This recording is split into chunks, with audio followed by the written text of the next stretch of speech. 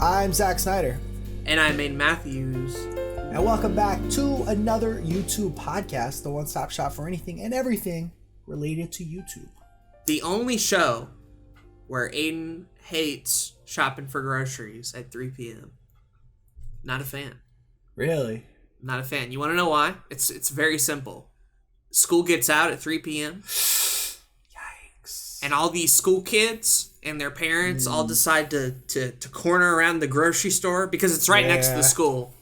So they just corner it and flood it. And I'm out here looking for, like, potatoes and green beans. Like, that's what I need. And it's just flooded in here with kids running around, no parent supervision, just nonsense. Yeah, and like, then you have... I hate this. Then you have traffic on the way back, and it's like, school traffic is the worst.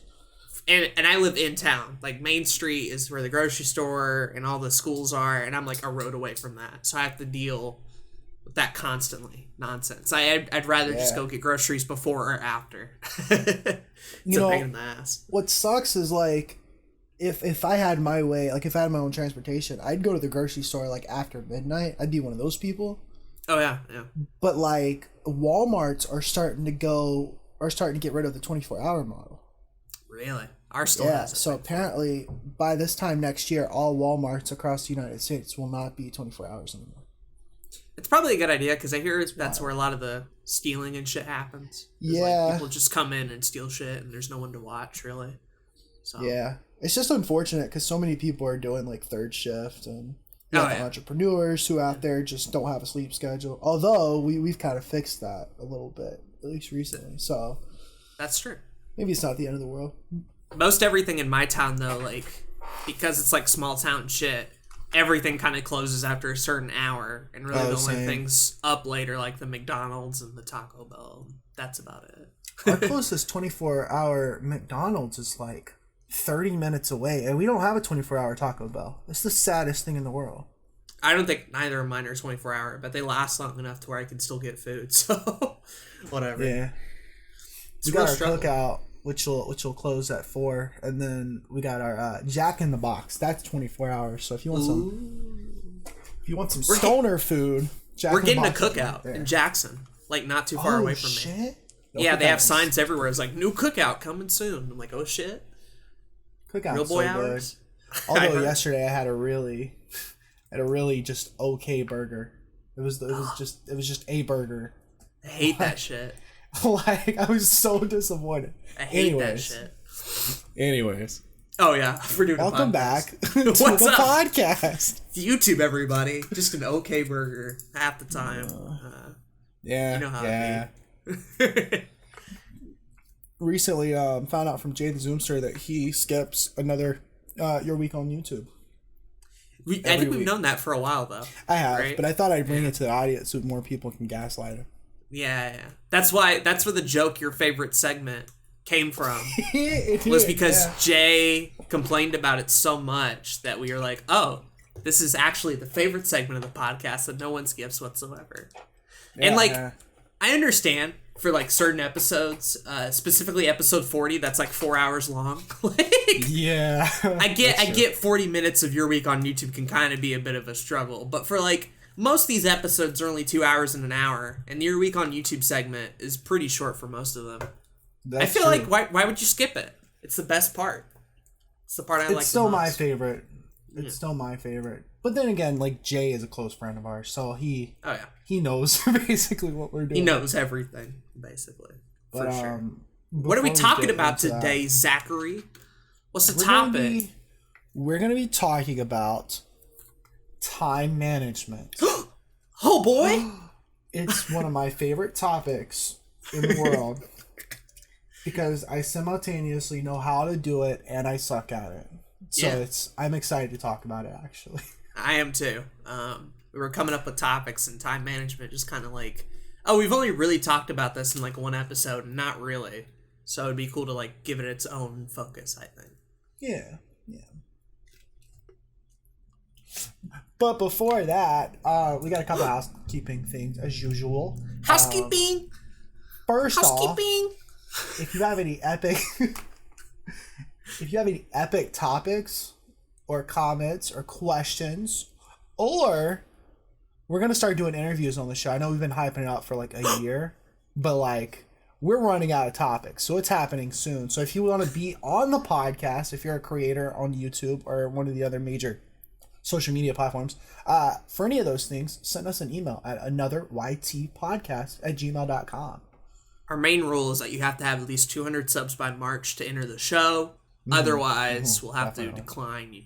But no, literally anyone's available. If you have a video on YouTube, you're free to come on here. Our goal is to we just want to have people on the show. We just want to talk to them about creation because I think there's a lot of.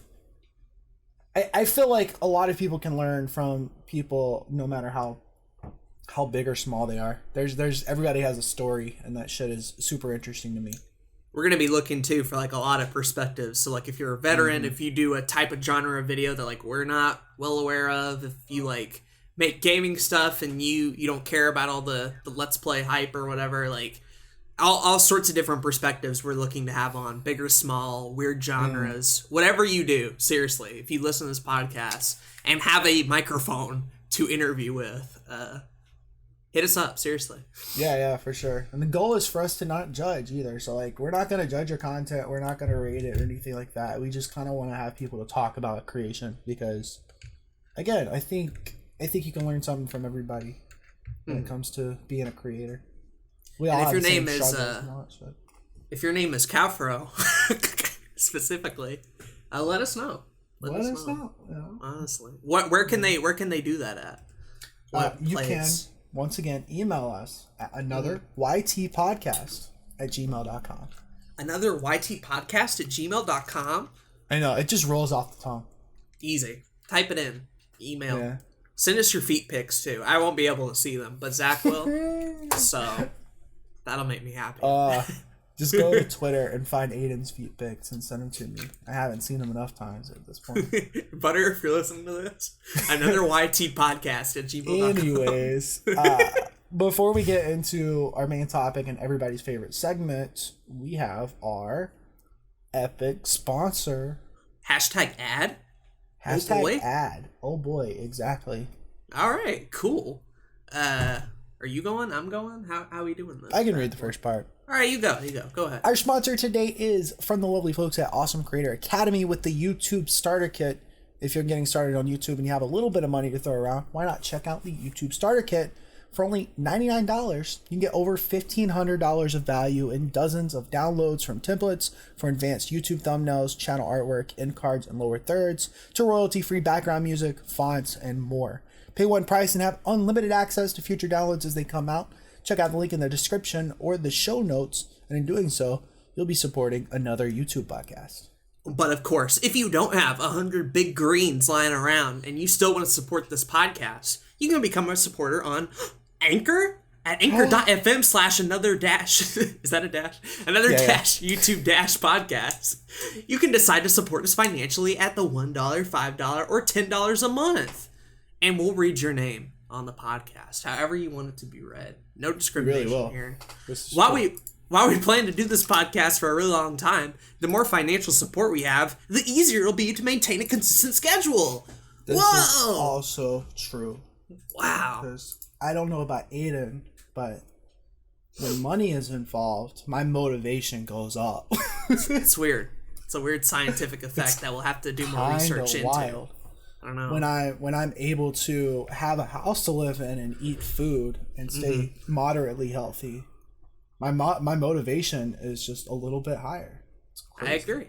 I concur. But thank you to the lovely people at Awesome Creator Academy for the good old ad for us. And if you're an Anchor supporter, thank you too. We'll love to read your name at any point and time. But there we go. Very epic ad read, Zach. Very, very nice. Thanks. I just did a dab, but you guys couldn't see it because it's a podcast. Sad. Anyways, let's get... This is the weirdest 10 minutes. I don't understand where this podcast is going. I don't know. It's just Aden and Zach talk about bullshit for 2 hours. It's gonna, as this podcast continues to go, this whole, professional... type of shit that we've put on, this facade, if you will, is just going to slowly deteriorate into LOL cookout type conversations. And I'm looking forward to it. I really am. Me too. Yeah. Me too. But anyways, it's time for your week on trademark. YouTube. You want to repeat that? You want to? No, that's good. You want to spin it another your week on trademark YouTube? Yup. All right. That works. Well, that's what we're going with today. I think I get to go first this time because you do went first last time. You do. Congratulations. It's an honor. It really is to go first on this beloved segment. So this week was fine. I still put out content, but it wasn't like I wanted it to, like last week. I have not gotten to your everyday nerd out this week, which is very unepic. I concur. I do hope to get that out tomorrow, and then I can be back on schedule. I also want to get an additional episode out this weekend because I'm trying to start doing more of these like Humble Bundle games on streams and then making videos about them so that I can get some more epic money. But it's just a matter of hope of like getting those out on time before the Humble Bundles are gone. Right. You got to be timely with it. Yeah, so that's one of the biggest things I'm trying to do with your Everyday Nerd going forward is one, talk about topics that I specifically know about, have a lot of nostalgia towards. Talk about topics that are kind of out there and weird and very specific, and then talk about topics that I can make money from. The timely topics, if you will. The timely topics, yeah. The real current agenda stuff. Yeah, because I'm working on making the show. I'm still working on making every single episode as good as I can. I'm still very proud of the first 2 episodes coming back to season 2, and I'm hoping to keep that momentum there. But I also want to make sure that the topics are things that people are going to click on because that's where the success on YouTube comes. So, I mean, they're getting really weirdly specific about things, or like I said, it's going to be very nostalgia based or timely. I think that'll be a good guideline way to get back into things. Yeah, and I'll still do things that are like, here's a movie that 2 people are going to watch me talk about, and that's it. But like, you don't need I still want to talk about it. Exactly. Right. Exactly. Well, because I've been looking at like the most popular Your Everyday Nerd episodes, and it's some of the stuff that I kind of expected, but I just haven't been doing a whole lot of things around it. Like that Japanese movie that I talked about 7 months ago. Mm-hmm. That video has 500 views now. Damn. And I remember when it came out, nobody watched it. Nobody watched it. It was 0 views for like a solid 2 days, and then I saw it. And then it like slowly started building up, and then all of a sudden it's like one of the most popular episodes. Yeah, it's crazy. I kind of expected that to happen because I was like, this is so super specific. And I think that this Friday's video is going to be the same thing, in the same vein of like, I'm going to get 5 people to watch it, and then in 6 months it's going to get bigger. Right. But that's fine. That's fine. A lot of my popular videos do that. The Final Destination shit, one of them just hit 10,000 views. That's the first one on the channel, which is wild. Lord. Good Lord. For no fucking reason. Good Lord. I'm still getting comments about it. People complimenting me for it. And I was talking to Jay the other day, but like I'm getting to the point where certain compliments are starting to make me depressed. Such as? I don't know if you've ever had this issue before, but it's like when people praise you for something that you know is not good. Oh, sure. I'm like, sure. I don't really like this as much. But I don't know. Maybe that's a weird thing to complain about. No, like I think you're right though. Like even for a lot of bigger YouTubers, like the longer they do it, this sort of like golden age mentality starts to develop in a fan base where like a creator's best videos only happen for a small period of time called the golden age, And then everything after that is just garbage for some reason. Despite most of the time, not much changing. Like, at all. Yeah.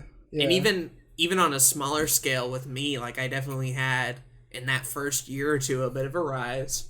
And then in year 3, it's just kind of like, 370 forever. Like, whatever. And that's fine for me, because, like, I wasn't making money off of it, and I've produced a lot of really good videos because of that.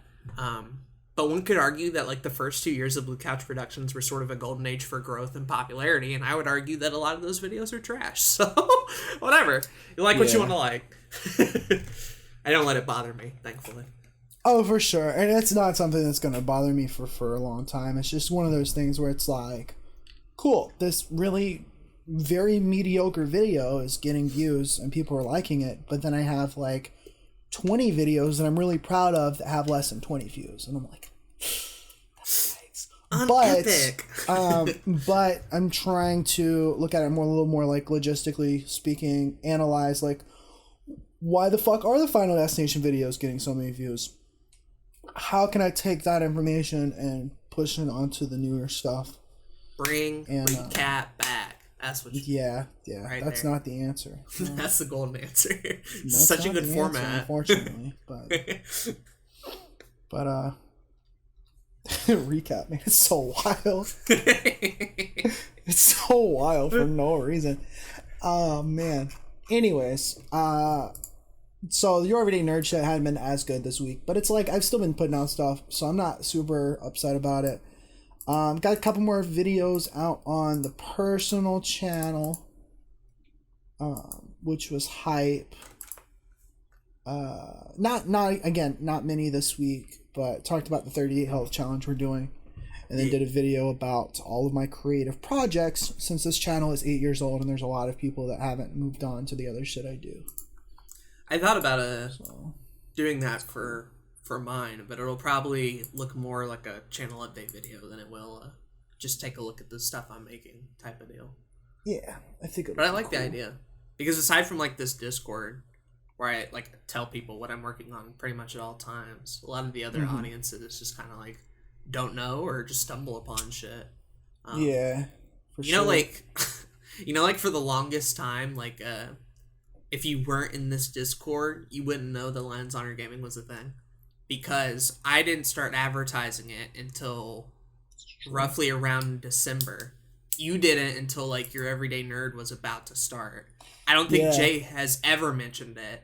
Parker has mentioned it, but it took like until he was on board, so pretty late. And then Kyle also, I don't think he's mentioned it until rather recently. So like, if you were to follow our 5 channels, you probably wouldn't have known Lions Honor Gaming was a thing unless you were on the Discord where we like hyped it up and advertised it everywhere. It's wild. Yeah. Other things, I finished my 3rd album. Wow. So that was hype. Really happy with it. I'm gonna be setting up a pre-release later this week. Thanks, man. And then getting it released by the end of the month. And then I'm gonna take a little break from doing any more music. I know we were talking about this off camera.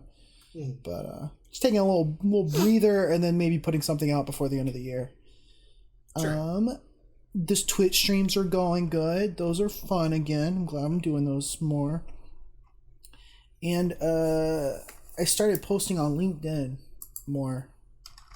Oh yeah. I keep hearing about LinkedIn, and every single time I listen to Gary Vaynerchuk right now, he's like, "You should be doing shit on LinkedIn and TikTok," and I'm like, "TikTok is for my depressed hours." But I can post some more shit on LinkedIn. That's no problem.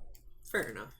So there's that. And then the last thing is like I put together a little schedule yesterday of like how I would like my day to be.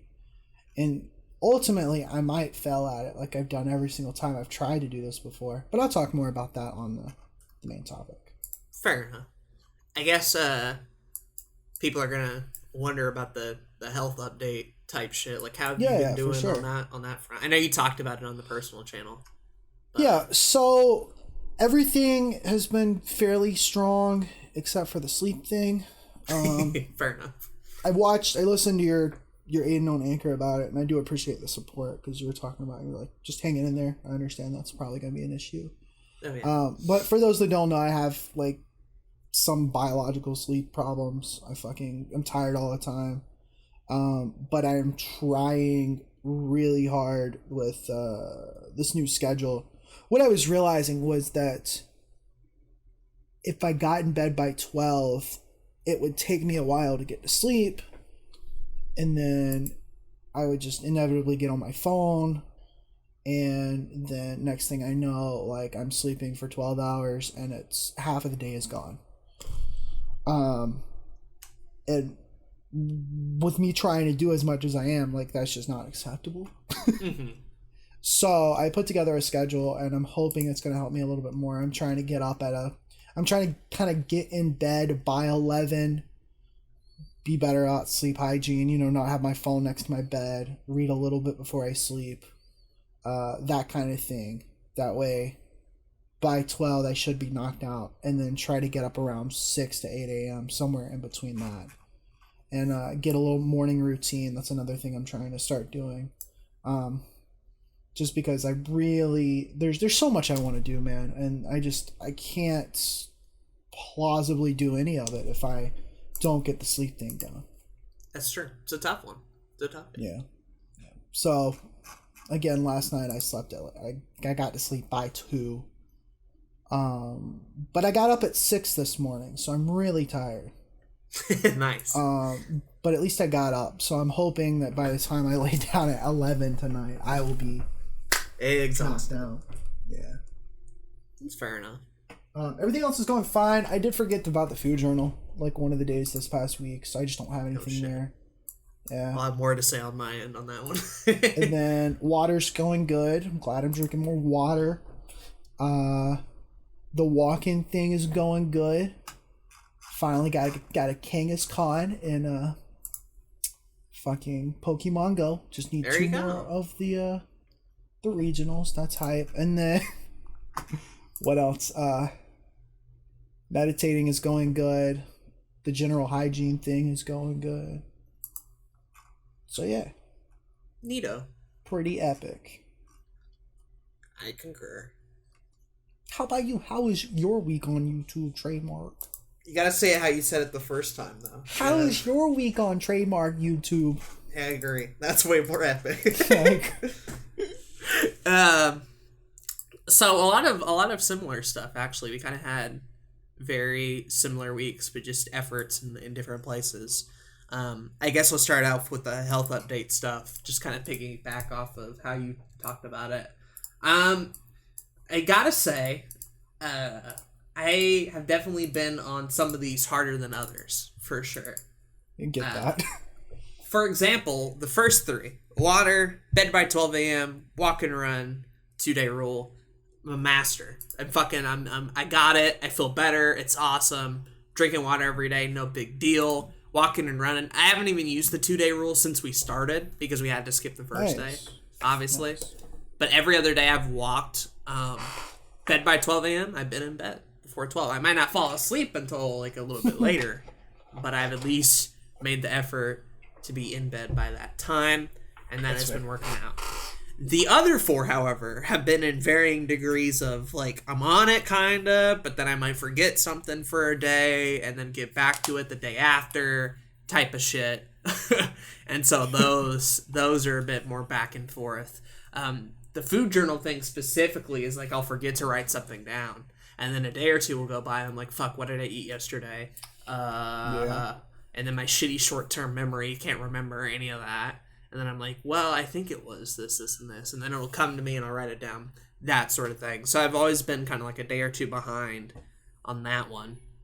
I'll shower every day for the most part, but then I'll forget about the tea thing and then be like, oh, fuck. And then, like, the next day, obviously get that back on track. And then the other 2, like, are probably the ones that I've slacked on the hardest is the YouTube and the meditation one. Meditation is specifically... YouTube one. Meditating specifically was like I was real strong for the first 3 or so days and then kind of like forgot about it, and then I was like, oh shit, I haven't been doing this hardly at all and I need to get back on it. But it was a thing where like I was doing it one night and it got real funny, I guess, I don't know. What do you mean? May be. I'll go ahead and divulge the story because I think it's funny. So like I'm in bed. It's like before 12. I'll get in a meditation session in. And like I said, I haven't been using the app because of the email thing and putting in credit card information. So I've been doing a lot of mine off of YouTube. Right. And the channel I'd been using is called The Honest Guys. And the first couple of them were like pretty good. Mindfulness, all that sort of stuff. But one of them was about letting things go. And I start it, and it's like, okay, nice pretty field, relaxing. You're holding balloons, and each one of them represents a thing you should let go. All that type of shit. We're doing okay. And then halfway through, like a weird-ass guardian angel comes out from the sky in the form of a bird or some shit. Oh. And the idea is it's supposed to help you let go of those regrets, but I don't know, halfway through it, I just started chuckling to myself, and I'm like, hold on, this isn't the point. Like, I need to actually take this seriously. And then I really couldn't for a while. And I think ever since that day, I kind of got it into my head that it's sort of this jokey little thing. Even though I know it's not supposed to be. That's fair. But, like, some of them have been hokey to the point where, like, there was another one where, like, you're out on a boat, and there's this, like, seagull, but the seagull also turns out to be a divine spirit or some shit. Like... It's like really bad TV or movie writing, honestly, on a lot of these. So, I don't know. Like you found like some very religious specific. They're not. Like the mindfulness wasn't. A couple of the other ones weren't. But I had 2 in a row that had some weird like, and they don't mention it as an angel or anything like that. They just mention it as a close figure, right? So you're supposed to imagine who they look like or whatever. Oh, okay. So interesting. I don't know. I just thought that was kind of wacky and goofy, and then I forgot to do it for the next couple of days. So well, I ran out of my free trial for the Calm app, so I signed up with a different email address, and it didn't have me use a credit card, and I got the free trial. So I don't know why you got the credit card thing, but if you can get that to work, like that app is still the one I would recommend because it doesn't have like any of that. And there's just like short 10 to 15 minute segments, and they have like a lesson attached to it, which is nice. But yeah, that's I kind of get that. Like I'm getting into them, right? Like I'm enjoying the environments and the ocean sounds and like just letting my mind go at ease and all that sort of stuff. I will admit that the controlled breathing aspect of it is something that I'm not particularly good at because I don't breathe through my nose a lot of the time. For sure. Mastering that part's a little tough. And then, like I said, retaining focus when it gets into the weird, almost sci-fi shit. So. Yeah. I don't know. Yeah. Maybe I just need to look around better or find some ones that I really like or whatever, but they are definitely not all created equal, I find. Yeah. That's interesting. At least from my source. I know, Matt Diavella did like an entire month of like an hour of meditation a day. Oh, I couldn't do that. He kind of talked about some similar things, how like he felt like he was just wasting his time sometimes, but then other days it would go really well. So it's definitely a thing where not every day is going to be the same. Certain days you're going to have too much on your mind and you're going to feel like you're wasting your time. But it's like, from what I've gathered, when you sit down to try to meditate, you're meditating. So that's a good way to look into it. Yeah. So, the days I've done. Exactly. I just happen to have liked the first day a lot more than the other ones. So there's that. And then the YouTube one, once I figured out about that good old incognito window, things have not gone as well. And, okay, so, like, it started out being, I'm only going to use this for, like, uploading stuff, and then when I go to bed, I need noise. So I'll go on YouTube incognito and leave it open while I'm asleep. Because I'm not really watching it. I'm just using it as background noise, whatever. But then it turned into, oh, well, I'm only have like 10 minutes left. I don't want to waste these 10 minutes. If I get into incognito tab now and then like kind of do whatever. Because I wanted to watch that iDubbbz documentary Full Force today. And it's like 50 minutes long. And it's like, fuck, Zach said this is really good. But I don't have time for it. You go into incognito and click on it. It was really good. I don't regret it one bit, but it's pretty good. Yeah, I gotta finish it. I never finished it. The latter half about Robert specifically is like, oh dear God, like there was a segment where like he was cooking, and I was like, I'm eating my my lunch. I really don't want to see this. So I almost threw up, and then I was like, all right, I'll watch this later. Yeah. He puts the TV dinner in the ramen and all things. Yeah, it just wasn't appetizing. No. But in the latter half especially, it's really good. I recommend it all the way through. But yeah, that's sort of where I'm at, where like the first 3, and I would argue the ones that I like really wanted to do, I've mastered, and the other 4 are just kind of like on and off, whatever. But I want to get back on track to a lot of those, especially like the hygiene one specifically. That one I really don't have an excuse for. It's just like I forget, and being forgetful and having a short-term memory is not fun. So yeah. So the YouTube Twitter thing, just because I didn't say anything on it, I forgot about it. I still have the app on my computer as well, but I'm trying to do both. I'm trying to do the whole YouTube and Twitter thing. And what I realized is that I upload a lot. I'm checking analytics a good bit. I'm doing stuff for clients. I'm downloading shit for like other videos and stuff. And like my 2 hours would just be gone. Not even watching a single YouTube video. My 2 hours would just be gone. So I increased it to 3 hours since I have both YouTube and Twitter. But it's still like, I have like 57 minutes left on my thing. And I think I watched one video this morning. Damn. So I'm trying to figure out how I'm going to manage that a little bit better. I've definitely been using like incognito to upload shit. But I think for all of these, including this one, the fact that we're trying and the fact that we're doing better than we did like 2 weeks ago, I think that is a big win in my book. Right. Like I haven't fallen into a lot of the bad habits. It's just been I could be doing better, but I'm not type of shit. Basically. Right. Where I'm more disappointed in myself. But I definitely haven't fallen into some of those traps I was in, and I've really been enjoying having a lot of energy, being able to walk, drinking water all the time. Feeling good after a shower is like a feeling that I just love now. And it's just like, oh God, this is great. My teeth don't feel as shitty when I do brush them. Pain is still a thing, obviously, but that sort of stuff. But yeah, that's sort of my update on that. Hopefully, I'll get more on track with the other 4. But the first 3, like I have them on lock, and I think even after the challenge is over, those first 3 are probably gonna be like keepers. Like I'm probably just gonna do those because I love doing them, type of deal.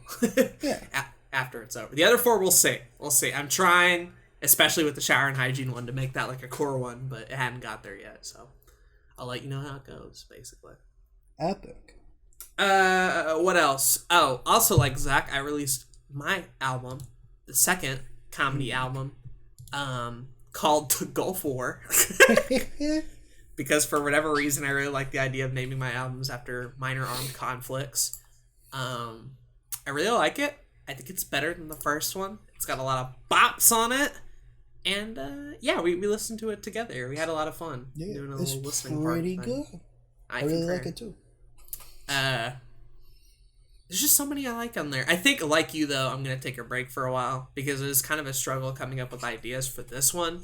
And I definitely felt like by the end of it, like, okay, once this is out and once this is done and I've given it my all, I'm going to take a break for a while. Because, like, I just did Mexican Revolution not that long ago. And I really don't know, like, a way to improve. Because part of the reason I did Gulf War was because, background vocals. Like, why not do more of that? And I did.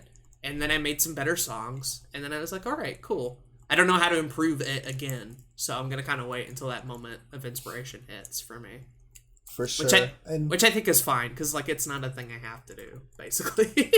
Right. I think because, like, if you were to tell me that you wanted to make this comedy music successful, it'd be like, okay, put out music every single day, right? Like, we'd be saying the same things we do with, like, YouTube.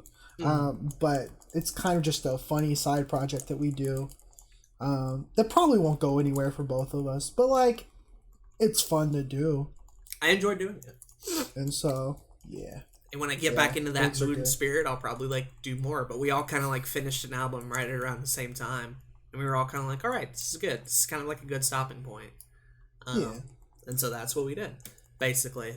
Aside from that, other audio stuff, Aden on Anchor I've been having a blast with as always. This year has kind of been like, when I look back on the year, it's going to be like Back to the Video Games is number 1 because that started this year. And then 2 is going to be Aden on Anchor of like things I enjoyed making the most. Like I love that podcast. They're fun to listen to, for sure. And the most recent episode I liked too. I thought it flowed pretty well. Topics were good. It was just nice. It actually hadn't been a week since the last episode, but I was just so interested to record one. I skipped that rule and just made another one before it was a week. So that one actually came out earlier than it was supposed to. That's pretty cool. So yeah, I felt like this one, I was like, it got close to the end, and I was like, wait, it's almost over? Gas? Oh! Yeah, it was really good. It's not any longer or shorter than the other ones, but, you know. Yeah, but you're right, it definitely flowed. Definitely flowed really well. Aside from that stuff, Twitter, no. Monthly Battle League, no.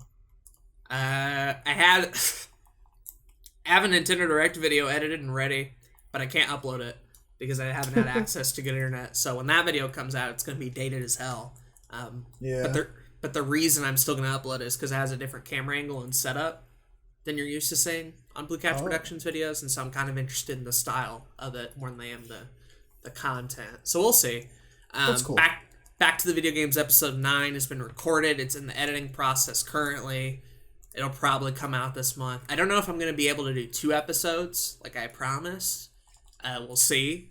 But like it's already halfway through the month and I still have other shit to do. So I definitely am going to get episode 9 and some smaller videos out, but I don't know if I'm going to do 2 like I promised. So there's that. Fair enough. And then finally, Lens Honor Gaming stuff. I edited all the Mario Odyssey stuff. It is all edited and ready to go. I've been editing Dragon Quest. Oh shit. I don't think I've ever said that on air before. I can't remember. I remember you said something about recording with Kyle, but I can't remember if you said... Yeah, I don't think I've ever brought it up until the... Whatever. Hopefully by the time you're listening to this, it's out already. So, like, it shouldn't even be an issue. Yeah, we're still, like, a week ahead of these recordings, so... Anyway, go check out that series. I've been editing that. That series in particular has a new kind of gimmick on it that I'm interested to hear reactions about. I don't want to spoil that part for sure, but watch toward the end for those Dragon Quest episodes is all I'll say. And then last night, Calfro and me finally got together and recorded some Smash Brothers. We did 2 big chunks, one with just me and Calfro playing for about 40 minutes, and then I got Denku Franku on for the next session, and it's just me, Calfro, and Denku playing for like 50 minutes. So that's kind of hype. I got Gaslighter last night too. You did, yeah. Well, Jay didn't join either, so I mean, you can't. Are you surprised? I am not really, but like I was surprised to get Denku, so I was just kind of happy at that point. Yeah. And I was like, oh shit. Calfro didn't really recognize who he was, and I'm like, the dude from the Roblox videos. He's like, oh, that guy. So that's great. But no, we had a great time, a lot of great bits. That one also is going to be like the Splatoon videos. Calfro is going to edit them specifically because that'll be cool. I already have 2 series I'm working on, but I'm going to get it all into Google Drive and then let him edit it and see what the fuck happens. But yeah, I had a lot of fun recording them. I'm glad to have finally gotten out of the way because I know he's been wanting to do that for like a month or so. So it was good. It was a good stopping point. Why is my phone ringing? Why are you? No. Wow. No. Hush. You have to answer it? No, I'm good. All right, cool. I'm not editing this out. No, you don't have to. You don't have to at all. That was basically the end. Is what I was getting at. It was like that's pretty much all I've been working on. Health stuff, Anchor, editing Lines Honor Gaming stuff in the background. Back to the Video Games episode 9 coming soon. So I've still been slacking a little bit on the Lines Honor Gaming front. Yeah. I'm still trying to get those edited, but it's just been like one of those things where it's like I'm trying to do everything for this month and it's not quite succeeding. So we're still trying. We'll see what happens by the end of it, but I'm hoping to get some shit on that channel soon too. Fire Emblem came out today, so we did. Yeah. We recorded 2 weeks in a row at a particular time and day. Mm-hmm. And I think Kyle and I are both pretty hype about it. That's good, because I know you were having issues with that series in particular, so I'm glad you were able to get it up and running again. I'm excited for Fire Red once the old ones are out. So. Me too. I really I have missed recording them.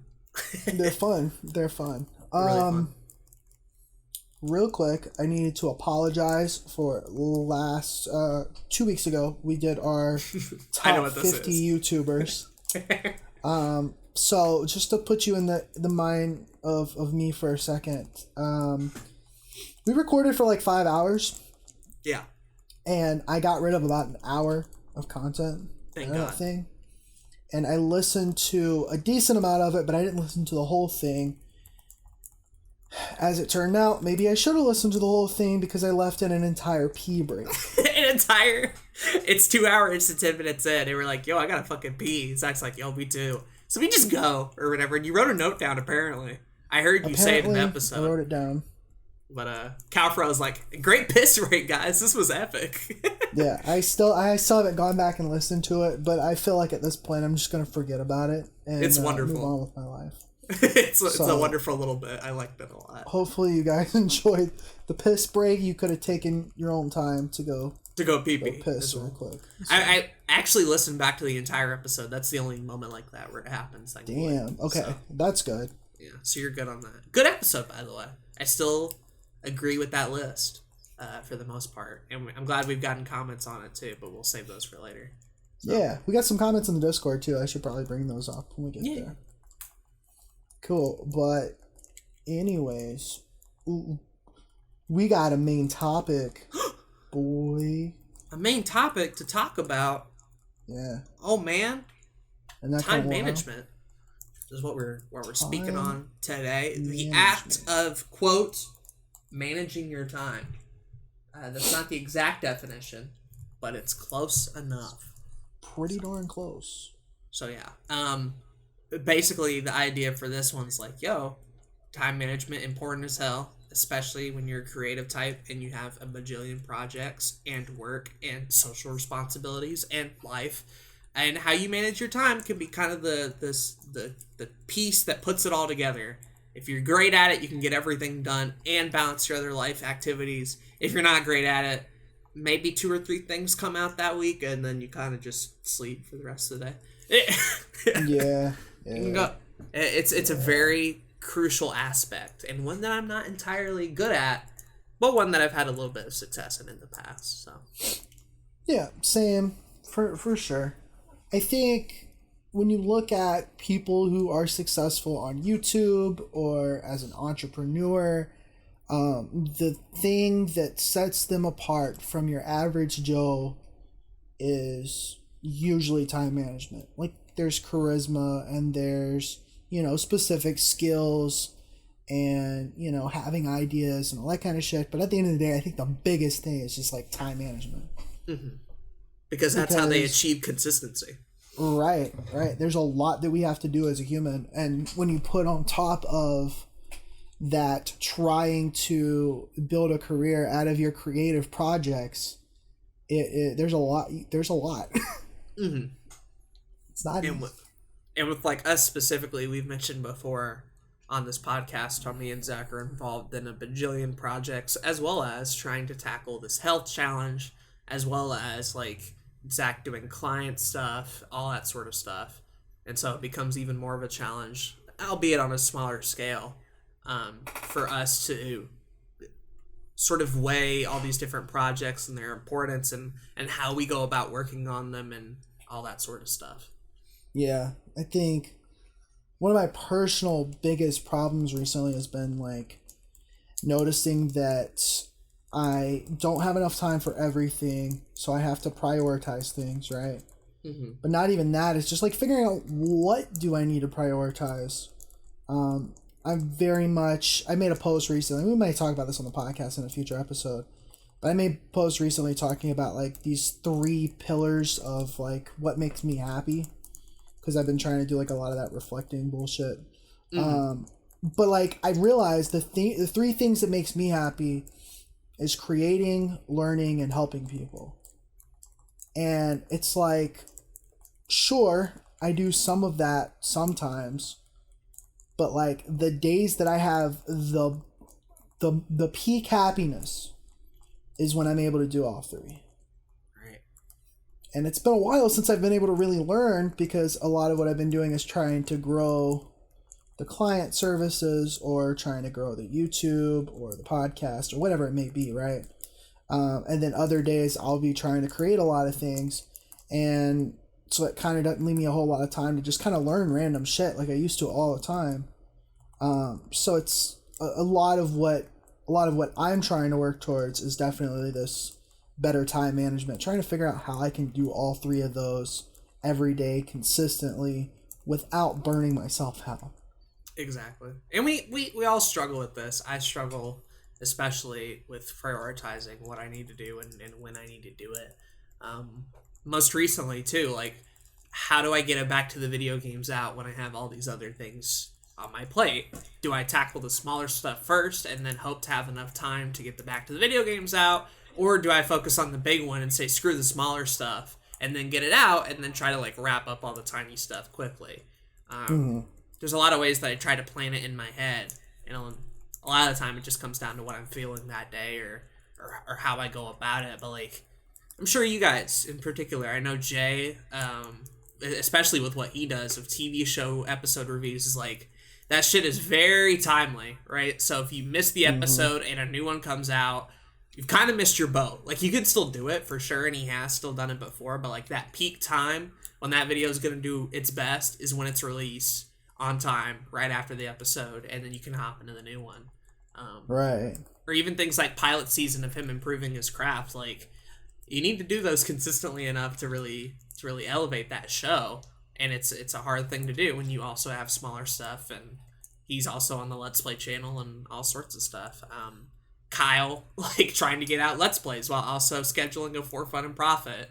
Calfra working on his own projects while also recording stuff for us. Like, we all, I think, even Parker too, considering that he's pretty much part of 2 Let's Play channels, what games he records, when he records them, how much to record, all that sort of stuff plays a key aspect. And we're hoping today that we can just sort of, like, shed a light on some of the time management struggles that we've gone through, but also, like, actual solutions to sort of help everybody in our inner circle and people who listen to this podcast.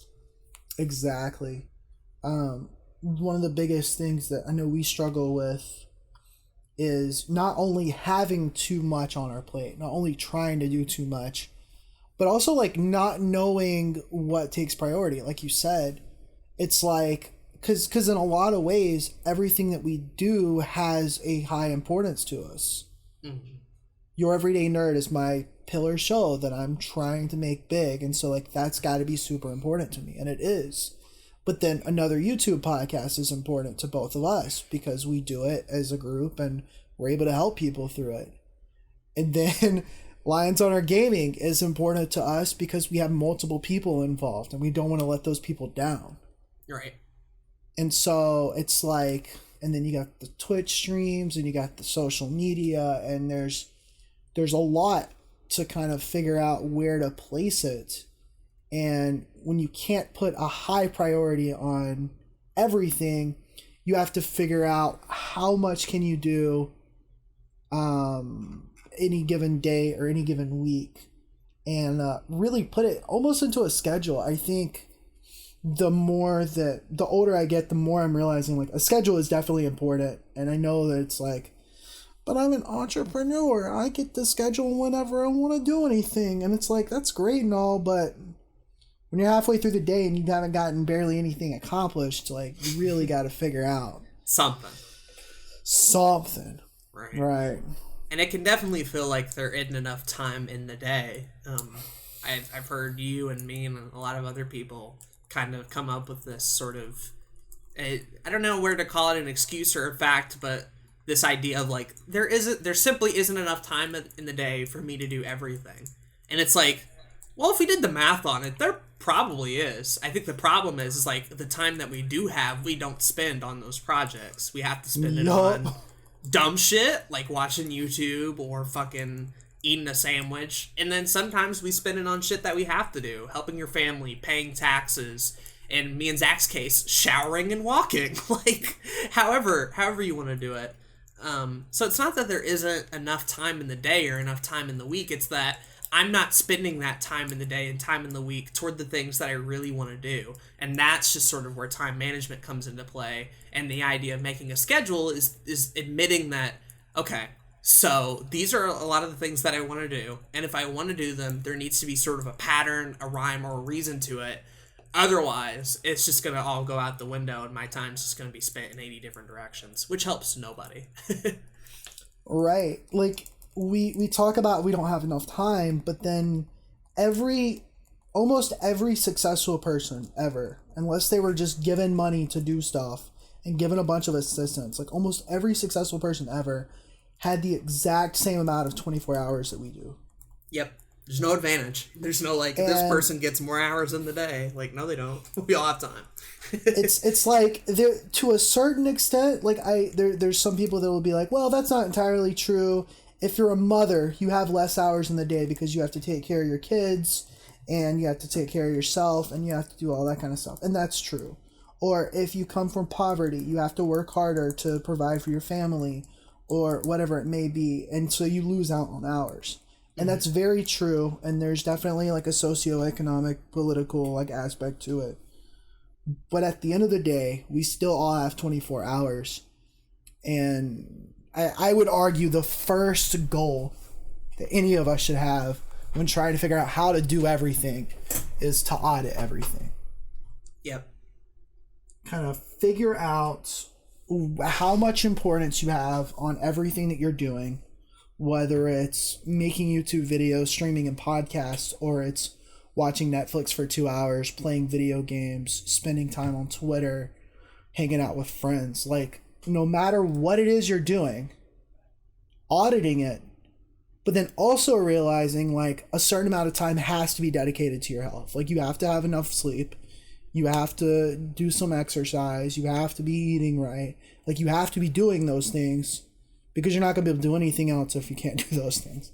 Just as simple as like asking the question, why am I doing this? To everything you do can really be an eye-opening experience to realize what stuff really matters and which stuff you're just sort of adding to your life to either waste time or act as filler, right? Like, why am I spending 2 hours on Twitter? Most people can't answer that. And so that should be like a pretty clear indicator that, oh, this is something that just wastes time and is not something that's actively helping you.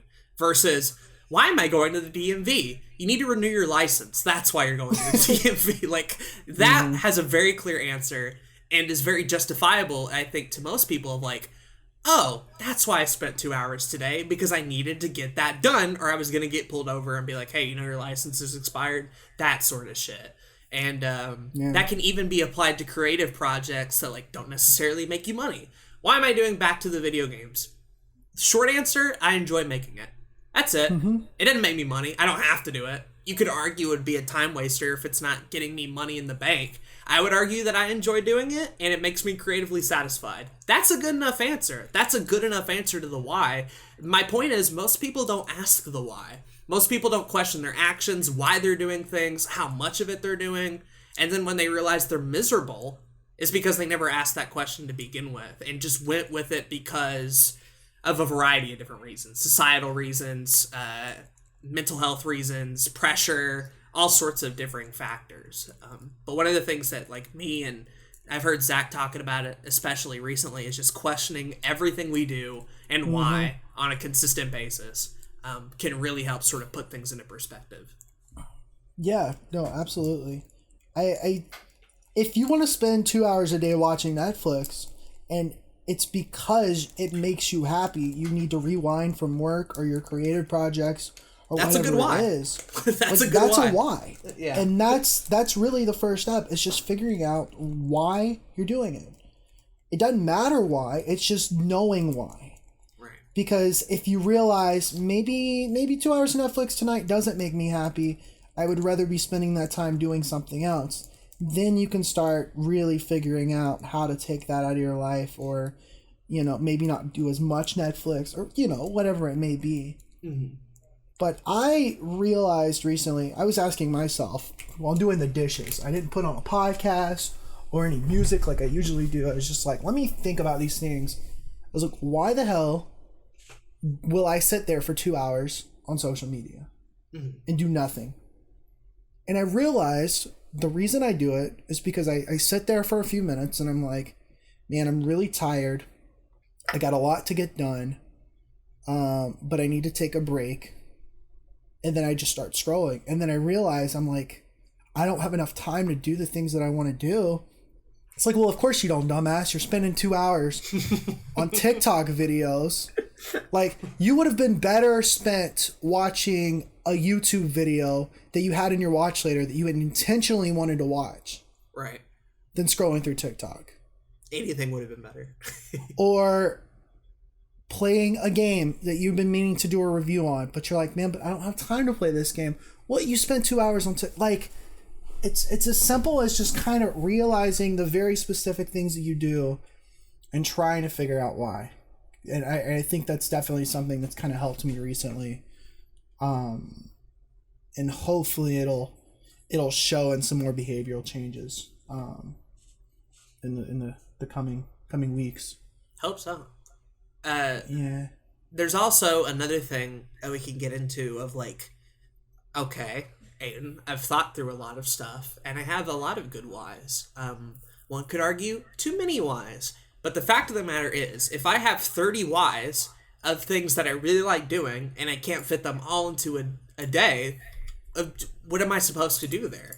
And like this idea of multiple whys of all these things that you enjoy doing, of I like to do this, and this, and this, and this, is a great thing to have. Like, most people can barely find one thing that makes them passionate, much less 30 things. It's a good problem to have. But also, it's taking those whys, looking at them, and being like, all right, I have 30 whys here, and I can only do, let's just say 12 for math's sake. I can only do 12 of these things. Then look at those 30, compare those whys, and really look deep into them and being like, okay, well, I like doing this and this, but if I did this, I could also get some of the benefits of this other stuff.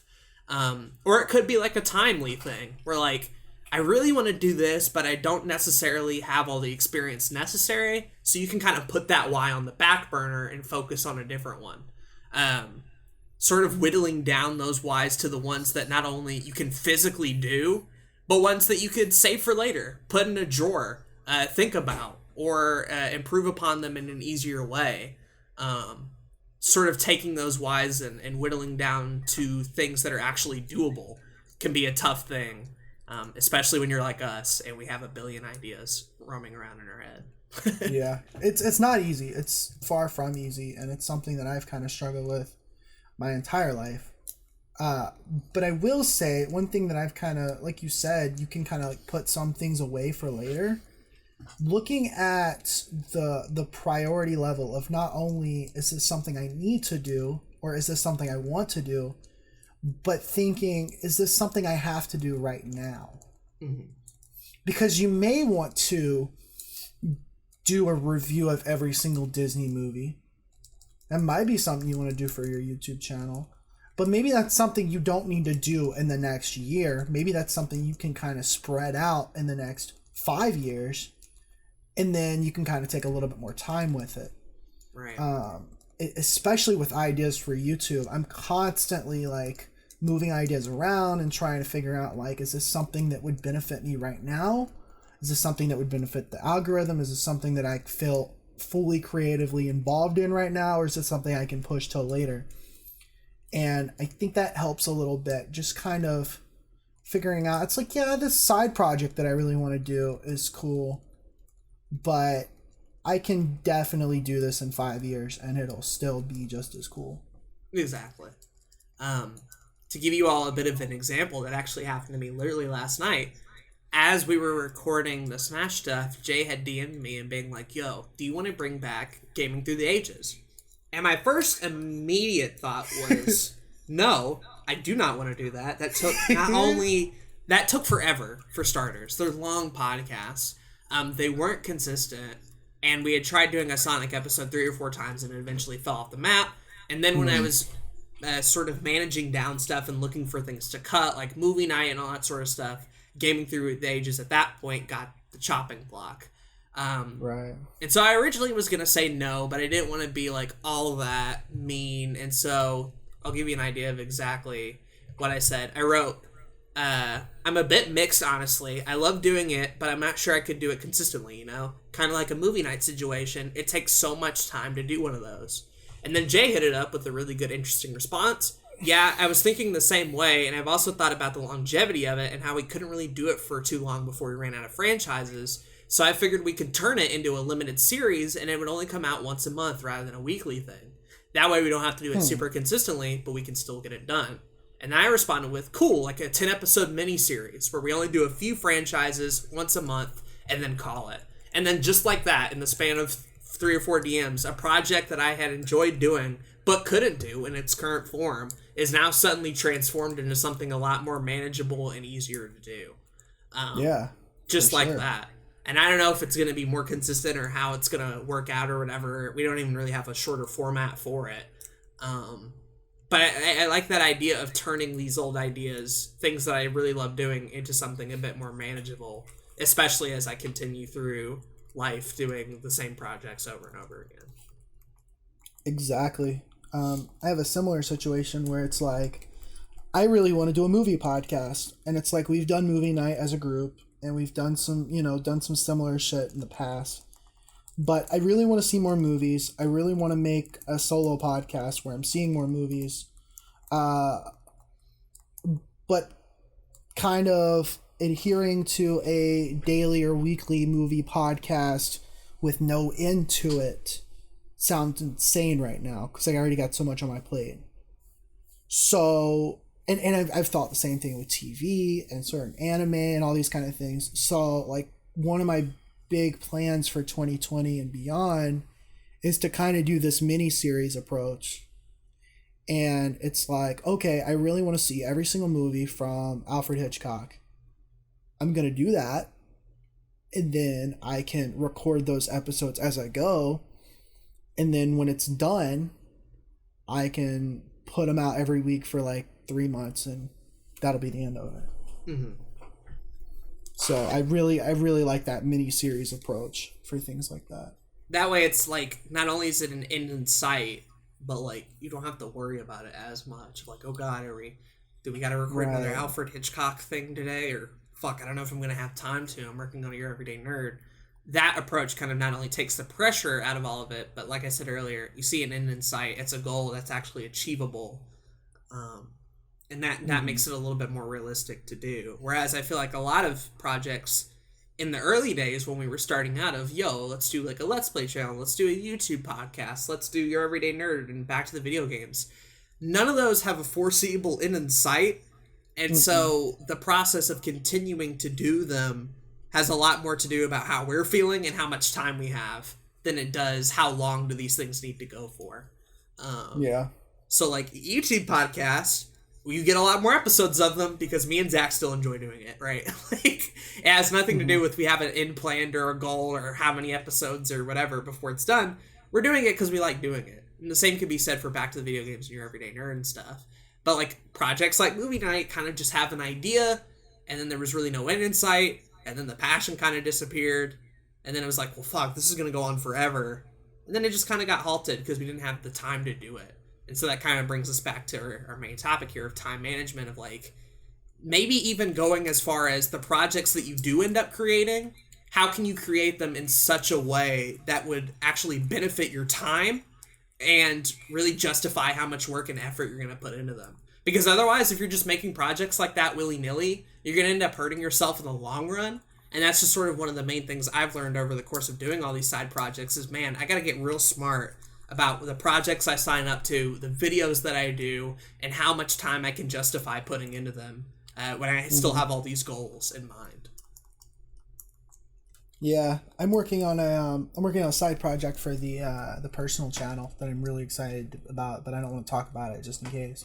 But I was going through a lot of older videos earlier today.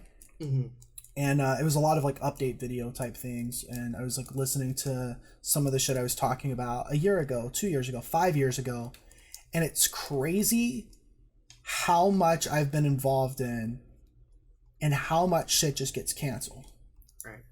Or how much of it was like, hey guys, I have this really big idea for this thing today. I'm going to do it. And then I just jump into it without really thinking about the longevity of it. So you're absolutely right. You're absolutely right. Kind of like when you're going into a project, and I think this can be the same for when you're getting ready to go to college, or, you know, when you're thinking about having a child, like anything like that. Big really decisions. Thinking, right, really thinking of the longevity of it, the future, not to the point where it's going to stop you from doing the thing. Right. Because I really believe when you're a creator, one of the biggest things we have is our curiosity. And I really enjoy those nights where I'm very interested in this very specific physics thing, and I just look up some physics shit and I read about it, and it's cool. Like, I really love those because then I can put together connections that I couldn't beforehand.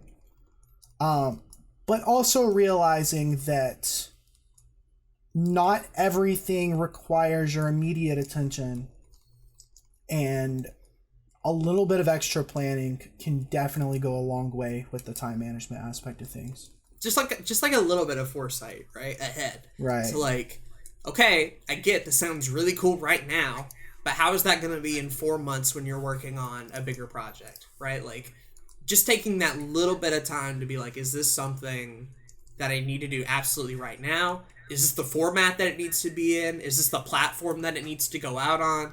Because there's like a billion social medias, right? Like, maybe the project you're thinking of doesn't even match well on YouTube and would rather work better on like fucking IGTV or something, like, just for an example. Right. For sure. Shit like that, of just thinking through it before you go out and just do it a lot of the time can save you a lot of heartache and disappointment when it turns out that really great idea you had one night doesn't really have too many legs to stand on a month into it. Because nobody likes that feeling of canceling stuff. I don't like it. Zach didn't like it. Nobody likes it. No. But we could definitely do a better job at really thinking through these things before they get to that point. And this is true. And that's time management, baby. That's like at the core of it. It's just thinking ahead and planning that stuff.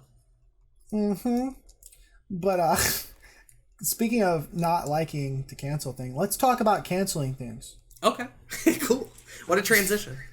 Yeah. I don't know about you, but very often I do know about you. Very often Aden and I get on a call and we talk about our projects. We just recently had a big call when we were talking about the health things. We originally started that with what's your 2020 goals and what's your goals for the rest of the year and all that kind of stuff. And we were talking about, like, is there anything we can cut? And we were questioning all these things just by, like, asking those questions. You can kind of realize, like, maybe something that you have been doing for a long time or a short time or whatever it may be might be something that you don't feel as strongly about as beforehand. And maybe that means you either need to cancel it or you need to find a better way to do it on a regular basis. Again, consistency is kind of the end game here. We've talked about quality and quantity a lot, but consistency is like, that's the one we all want to hit for. You're right. If you can consistently put out shit content, like, you're doing good. That's a line in the Brett Jared music video. Personality doesn't matter as long as you put out shitty content consistently. And that's you know great. What?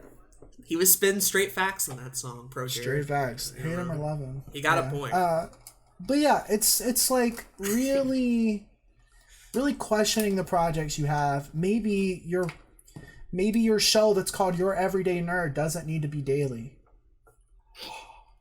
And that's wild. Can't call it your bi-weekly nerd. You really can't. I still would like it to be daily eventually. But as of now, like, I would have to quit everything else in order to do that, and that's just not possible. So figuring out ways to work around that is very helpful. I'll tell you, like, two of my favorite sort of restructurings, one from my end and one from your end, that I think benefited us a lot. And mine is fairly obvious. I don't think you're going to guess what I picked from your end that I really liked. I have no idea. But I'll do mine first. For me, Aden on Anchor. Absolutely. That show started out as keep in mind when this show came out, it's been a while. It's been 2 years. I don't know if you remember the format, but originally it was a daily podcast where each episode of the podcast was broken up into 3, 4, 5 segments, and all of those segments only had 2 minutes to talk about a specific topic that I wanted to discuss. That section would end, and all 5 sections would add up to 20 minutes, and then that would be an episode of Aden on Anchor. And of course that went fine for like the first 2 or 3 days. But as you can see, that format died by episode 7. And then the podcast almost died for a very long time. The podcast literally did not have an episode in 2018. It literally started back up in 2019. You have like the first couple episodes in 2016 with that weird ass format, nothing for a year, and then the Aden on Anchor you all know today. And part of the reason I had that original format was because the platform Anchor was pretty shitty at the time. You couldn't record from your computer. You had very small limits. You had to break up episodes into sections. And so I made a show that fit that. But turns out during 2018, Anchor really improved a lot of it. And now you can record it from your computer. You can make it as long as you want. You can upload however many you need to. And it distributes to a bajillion different places. It's beautiful. So when Aden on Anchor came back in 2019, it wasn't that same old format. It was now, this is a weekly show now where all I do is talk about whatever the fuck I want to talk about, and it goes instead from 20 minutes to 30 at most. Obviously, I end up stopping at around 25 minutes usually for some reason, but it can go up to 30 if it wants to. And with that format, for most of the year, Aden on Anchor has been in the best position it's ever been in, and it looks totally different from the show that it originally started out as. And so that was a restructuring that I think really benefited me as a whole. Yeah, no, I completely agree. Yeah. I think it's funny because you started the podcast as Aden on Anchor, and the whole gimmick was that it was you on Anchor. Yeah. And now I listen to you on Spotify. Yeah. Because you couldn't do that beforehand. So the name doesn't work as well as it used to, but the show format is significantly better, and we're getting it consistently, and that's dope. I agree. So, do you have any idea what I think I'm going to say for you? A project that went through a little bit of restructuring, but it ultimately turned out better. I think so. Is it Your Everyday Nerd? It's not Your Everyday Nerd, no. Okay, because I had something to talk about in that one, but I don't know then. It's Ask Zach. Really? Yeah. Really? Yeah. Interesting. Explain to me. Because in the early days, it was kind of this sort of, I'd answer questions from YouTube comments specifically, and the goal would be it'd be a weekly thing. And then a lot of episodes happen in that current format, as it was, where all you were doing was just answering questions. So we're in a whole lot of jokes, we're in a whole lot of gimmicks, we're in a whole lot of edits, just that. Yeah, they're kind of garbage, honestly. But as the show went on, you kind of figured out the scheduling of it and made it a bit more of a bi-weekly thing. You introduced Discord and Twitter questions with the hashtag AskDaddyZach. You had that cool name scrolling background that you used for all the questions. And not only that, the titles, the original thumbnails, and how the videos were structured were even if you didn't care about the questions, the show would still be funny on its own right. Yeah. Made it to a point where the Ask Zach that we know in current day is not the way it started, but I infinitely enjoy the later Ask Zachs a lot more. And obviously you've had issues trying to get it out consistently, but the form that it's in currently I think is the best version it's been. Thanks. So. Yeah. I mean I agree. I 100% agree. It was a show that I had wanted to do because I saw other people doing Q&A shows. People have been doing Q&A shows since YouTube started. Forever. Right? And so I was like, hey, this is content I could put out. And so, yeah, you're right. Those first 10 to 15 episodes even were just kind of me talking in front of a camera, answering questions. That was it. Mm-hmm. And then depression started hitting really big, and I was getting a bunch of stupid questions. So I was like, what if I just made it a shit show? And that's what the show is. It's just me fucking joking around about everything. And I get some realistic questions sometimes, and I answer them, and I give them their time of day. But it's so much fun to just kind of act like an idiot for 20 minutes and put on a video. Fair enough. I was thinking about your Everyday Nerd, but Ask Zach was actually the first thing that came to mind before. Yeah. Again, watching through some of those old videos today, I found a clip of me talking about Your Everyday Nerd airing on Anchor as a news show, as a nerdy news show. Yeah, that's how it started, as an Anchor news podcast. Because it actually started at my college. Oh yeah. As a radio show. Wow. And I would play nerd-related music, and I would talk about the news. And, this was 2016. I remember talking about Skyrim Special Edition. And now we've gotten at least 5 more editions of Skyrim since then. But, yeah, and then it was like, all right, well, I've stopped doing the radio show, but I like this concept, so I'm going to do an Anchor radio show. And that happened for, 5 days. And I was like, I don't really want to do this every day. And then it restructured completely into a brand new thing in 2018. Right. And it's changed my episode favorite idea. You could even argue once it went on YouTube, there was a lot of different small restructurings that happened. Yeah. Even the 2 newest episodes, I feel are much stronger narratively than past episodes. So yeah, it's definitely an evolving thing. But that's kind of what we're getting to, right? Is that our ideas can evolve and they can grow and they can change, and they don't have to be these stagnant things that continue forever. You can find ways to let it work with your schedule rather than trying to work it into your schedule. And I think there's 2 things I can gather from that is one, kind of give a project a little bit of a chance, right? Don't cancel stuff because it's too hard, right? Don't cancel stuff because you only gave it 2 episodes and you're like, I'm done, right? You have to give these projects a chance enough to where you can kind of develop an idea of where you want it to go. So giving things that time of day to breathe is a good idea. Just to see how it pans out before you make that move to restructure it or cancel it or all that other stuff. And then 2, something that's helped me a lot is just micro goal stuff. Aden on Anchor is going to go forever. But by the end of the year, if I can get 40 or 30 episodes, there's a micro goal and I will have considered it a success, right? Back to the video games. Could go forever. The goal for this year is 12. And once it hits 12, I'm satisfied, right?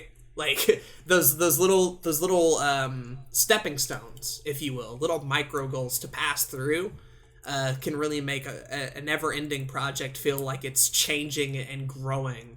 And when you set these little goals for yourself to get it to a certain point, and then that way too, as you continue to do more of them, you can find more things to improve and ways to change it, so that hey, if you gave something a chance for 40 videos and you still don't like it, you're more confident in getting rid of it, like IMO. Yeah. These micro goals, man, they're so good.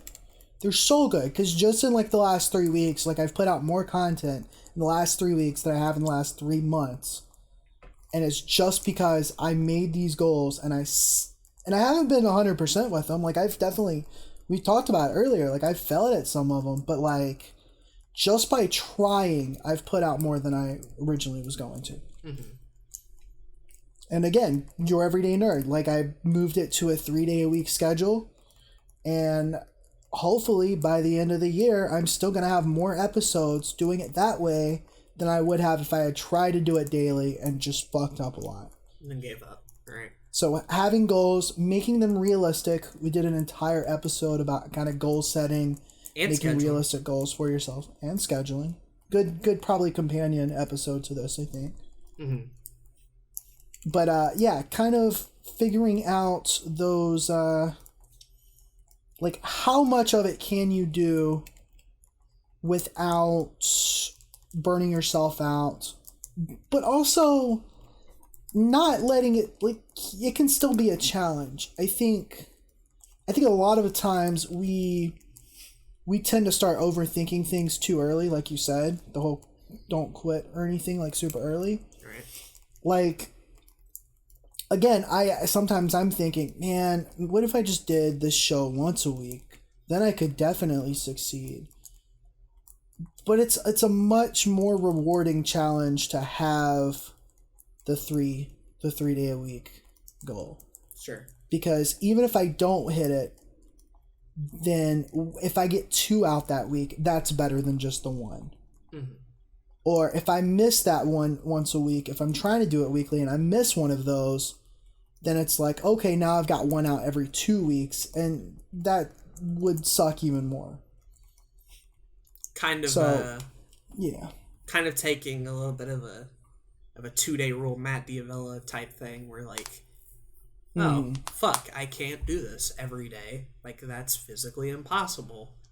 But what if I, like, had an opportunity to skip a day or so that the day after that could be, like, well-charged and ready to go, right? Like, the idea of doing a Your Everyday Nerd every fucking day, where if you miss a day, oops, it's over, like, leads to hiatuses, obviously, in that format that it's structured in, whereas once every day or so, like, gives you the opportunity that if you miss a day, fine, but, like, you still have an opportunity to get those 3 episodes out because there's 5 days in a week, right? Like, you have skip days almost built into it.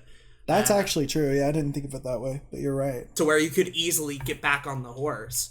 A lot of the reason that we set up goals and they don't work too well is because we don't have a really good way of getting back on the horse, right?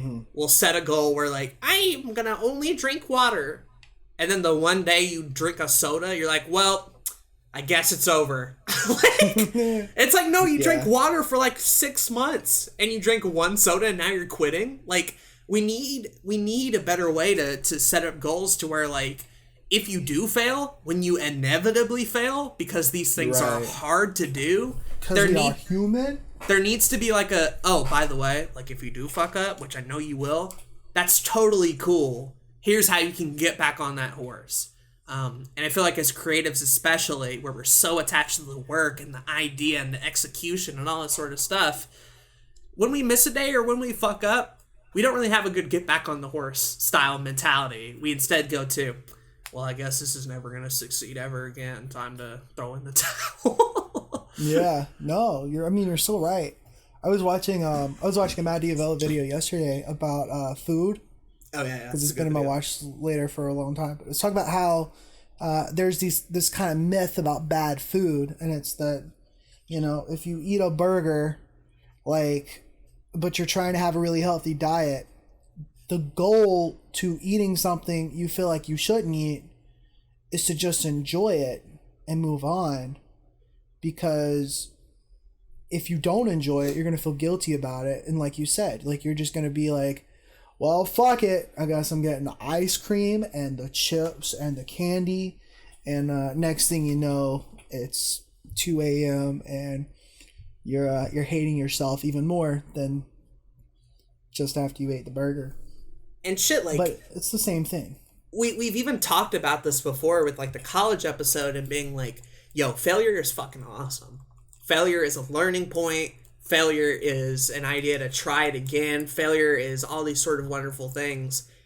And we should, like, be looking for that. And when it does happen, getting back up on that horse and trying again. Like, we literally talked about this early in the podcast. And to me, it's no different than this sort of 2-day rule time management type shit where, like, if we don't get a project done and we fail, we're treating it like it's the worst thing in the world. Where me and you have discussed at length why failure is awesome, yet when it comes to our own creative failures, when it comes to missing deadlines, me and you revert right back to the, oh man, I fucked it. This is so bad. Like, even though we've stressed the importance and the awesomeness of failure before, when it comes to our own personal stuff, we still treat it like it's the end of the world. And I feel like a lot of creators do, not just me and you, a lot of people do. Oh, definitely. I mean, I don't know about you, but my entire life, people have told me to stop being so hard on myself. Yeah. But, like, especially recently with, like, so many things going wrong that I had no control over, like a lot of my confidence in what I was doing started to go downhill a lot. Like it was just a lot of, well, fuck, dude, if I can't do this right, how am I going to do anything else right? Sure. But yeah, I mean, you're absolutely right. I think a lot of creators, if not all creators, kind of have this brain that's wired to want to do a lot of things, want to create a lot of things. But very often, if something doesn't go exactly the way they had pictured it, not even on a scheduling standpoint, but even like in a creative mindset, like you do a painting and you messed up this one little thing here, and now you feel like the entire painting is ruined because you made one little mistake. Like turning that mistake into a learning experience, going Bob Ross on it and turning that mistake into something better than what it originally was. Like, right. Those kind of things. Like, you're absolutely right. We've talked so much about how failure is awesome and it's important and it's part of the process.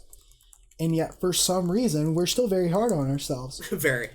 I am too. I'm just as bad at it. And, yeah, I mean, that's definitely one of the things that I'm kind of trying to work on right now. I'm, with the schedule that I've kind of worked on over the last couple of days, and I'm just started implementing today.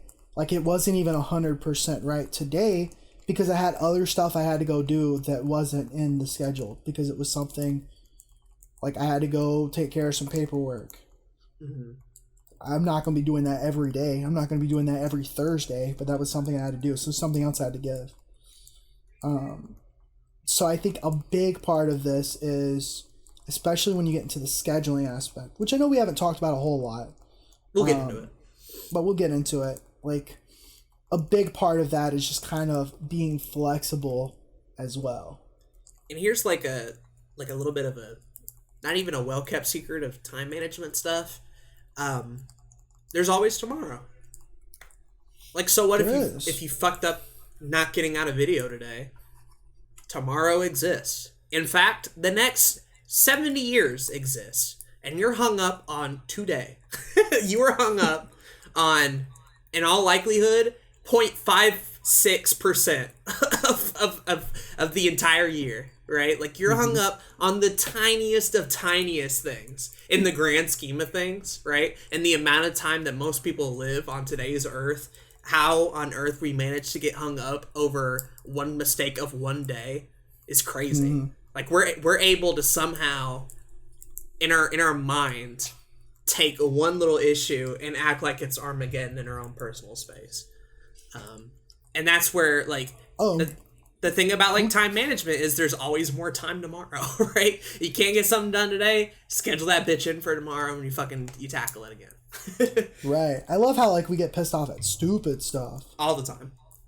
Like, it's crazy. All the time. Our brains are masters at it. But yeah, no, you're definitely right. Like, there's so much time that if you allow yourself to be upset over one mistake on one day, then you're going to carry that mistake into the next day. Right. And you're going to think about how upset you are. And the next thing you're going to know, like, it's going to be 5 years later, you're going to be watching a video of yourself, and you're talking about the exact same problems. Yeah. The exact same things. Yep. Oh, man, I can't tell you how many times I've put it in a video. I'm so sorry, guys. I didn't get this thing out today. I planned on making this big and it was going to happen. I was really excited about it, but I didn't get a chance to get it done. Like, what if I had just not said that and just not worried about it and just worked on it the next day? Right. But instead, I'd get worked up about it. There was a I think you've probably heard this video before, Zach, a while back. I forgot what the video was called or whatever, but he was basically talking about, like, how in our brains you get the same sort of dopamine reaction to announcing that you're going to do a project. You get the same amount as actually finishing the project. It's wild, right? Like, what the fuck? That's so messed up. Why is that a thing? But it's absolutely true. I get super excited about announcing an episode of Back to the Video Games, and I might not even have finished it yet. Yeah. And that sets us up for failure so many times. My biggest failure in this whole YouTube thing is a little old show called Nintendo The History. Yeah. And I still think about it. I'm still like, fuck, dude, that went horrible. And it was because I came out with this idea, I put out the first video, and then I tried to get people to work on it with me. And then I waited, and I waited, and I waited, and I put out 3 videos, and then things went wrong, and I waited, and I waited, and next thing you know, like 3 years later, I'm restarting the show, only to put out 1 episode, and it go nowhere. Right. Despite you announcing it on Twitter and other videos. Despite me announcing it multiple times, putting up a Patreon for it, writing scripts upon scripts for videos. Like I could do 5 episodes of it like this week. You really I have that much content. I have so much research and all kinds of shit, and it just ended up being a thing that I spent too much time talking about and not enough time doing it. Mm-hmm. And I think in our heads we somehow convince ourselves that, oh, now that we've announced it, it's real, right? And it's a thing where now there's this added pressure to get it done, and because we announced it, we're gonna get super extra motivated to actually work on it. And then that feeling of dopamine eventually leaves, and we go back to our normal state where it doesn't produce the same high anymore. And now you have a deadline on you, right? Right. I still get worried about it. I still get worried about this thing because we talk a lot about on this podcast about our plans and what we're doing. Mm-hmm. And then I have a personal channel where I talk about that kind of stuff now. I have my personal podcast where I talk about that kind of stuff. I have announcements in Discord and Twitter. And I try to overshare this kind of creative entrepreneurship life because I want to help people in the long run. I'm hoping that my journey can help somebody. But in doing that, I'm wondering how much am I sacrificing in the long term because I'm over-promising things that might not happen. Right? And it's tough. I don't know what the answer to that is. And I'm trying to do better about keeping certain ideas secret because they might not happen, or waiting until it's the thing is done before I mention something about it. Right. It's hard to do. It's hard to do. I think another big problem with that's sort of one pitfall you can fall in with time management stuff. Another one that has struck both me and Zach is that this idea that the planning is more fun than actually the doing. Where the idea comes into it, I'm going to make a plan, and I'm going to write everything down. I'm going to get myself a blueprint, and that way tomorrow, when I look back at this plan, I'm going to actually do stuff, and it's going to be amazing. It's going to lead to so much action, so much productivity, and you get all wrapped up in the plan and all the tiny little details and the schedule and all that sort of stuff. And then the next day passes, and the plan and schedule are made, but then it's just not as fun and interesting to actually follow through on it. And so, a plan isn't really a plan unless it results in action. What are you writing if it's not going to result in, an actual thing that happens, right? Otherwise, you're kind of wasting time. But I know why, because it's super fun to do it. It's incredibly fun. I love doing it. It could be a creative medium all itself. It's just plan writing. I could do it all day. It'd be so fun. I have hundreds of video topics written down in a Google Sheet. The Google Sheet's right in front of me. Yeah. And I could do any of them at any point. And I have rewritten this dumbass schedule for 2019 probably over a dozen times. Wow. Probably. Because it's something will go wrong. And I won't get a video out. And so I have to move everything. And then I get back into the thoughts of, oh shit, I could do this topic at some point too. And so I'll add to it. And then next thing you know, you had 30 weeks planned of content every single day, and you did 20 videos during those 30 weeks. Mm-hmm. And so I've had to I've had to stop myself recently of because I'll get into the mindset of, oh, let me go look at the schedule right quick and see how everything's going, and figure out some stuff, to the point where it's like, when I redid the schedule for September, for season 2 of Your Everyday Nerd, and everything else that I've been doing, I did the schedule for September, I rethought about how much I was putting everything out, and I haven't touched October, except for like a couple of very October-related things. Right, Halloween-y stuff. Right, exactly. But it's like, I couldn't tell you the first video I need to put out in October, because I need to work on September. Right. So, I think, right. I think, and I did this a lot with Lions Honor Gaming, where it was more fun putting the schedule down than it was actually doing the Let's Play content. And I guess that tells you a bit of where I'm at in 2019, that I find writing down schedules are more fun than recording Let's Plays. But that's where I'm at. And that's true. And even now, like, I made one for recently, and like, yo, we have enough stuff to do this, let's do it. And then I don't have internet access, of course, so I can't upload anything, and now I'm fucked again. So, like, whatever. But no, like, we spend more time making it fun for ourselves than we do actually making it practical. Because in reality, plans should not be this thing that is a lot of fun or is an art project to put together. It should be very basic, very practical, very to the point, and then when you're done, right? Like, you don't need to go back to it and rechange it again, but, like, somehow, some way, especially if you're the creative type of person, we get so wrapped up to it. Like, we're making a video about the schedule itself and not what's on the schedule. Like, with the amount of time we spent on it, we could have made a video about all the different schedules we've made and all these different plans, right? Like, absolutely. For its own video, we've spent that much time on it. Like I said earlier, I worked on a new schedule for, like, my life. I'm just like, this is when I want to do my client work. This is when I want to do my personal editing. This is when I want to take, like, an hour and just, like, fucking read and learn about something. But I'm really worried that I done fucked up again, and in 2 weeks, like, this schedule's going to be useless. Right. So I'm going to be trying harder than I ever have to adhere to it. But it's like, I distinctly remember a day in college where I was up all night in a classroom studying Japanese. And I was like, man, I really need to study this more because I can't be cramming like this for every single quiz. And so I spent literally probably 2 hours figuring out my college schedule on a whiteboard in a classroom at 4 a.m., taking pictures of it, and then 3 days later, it was obsolete. I'll tell you another fun scheduling thing. So, and this never really came to fruition other than, like, one time, but I have this fascination with, like, tournaments and, like, sports, but more from, like, the stat perspective than the actual, like, people perspective. So I'm very into, like, games and stuff like that, where I can see a lot of stats and numbers and all that sort of fun stuff.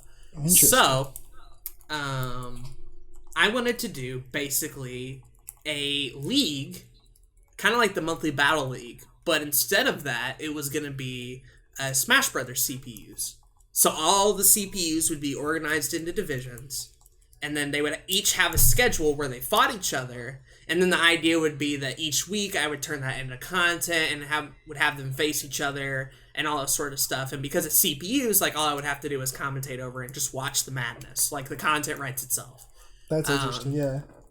And so, every time I wanted to do this, because this idea went off and on for, like, several years, and we did, like, one season of it with Ethan way back when I was kind of in middle school or junior high or whatever.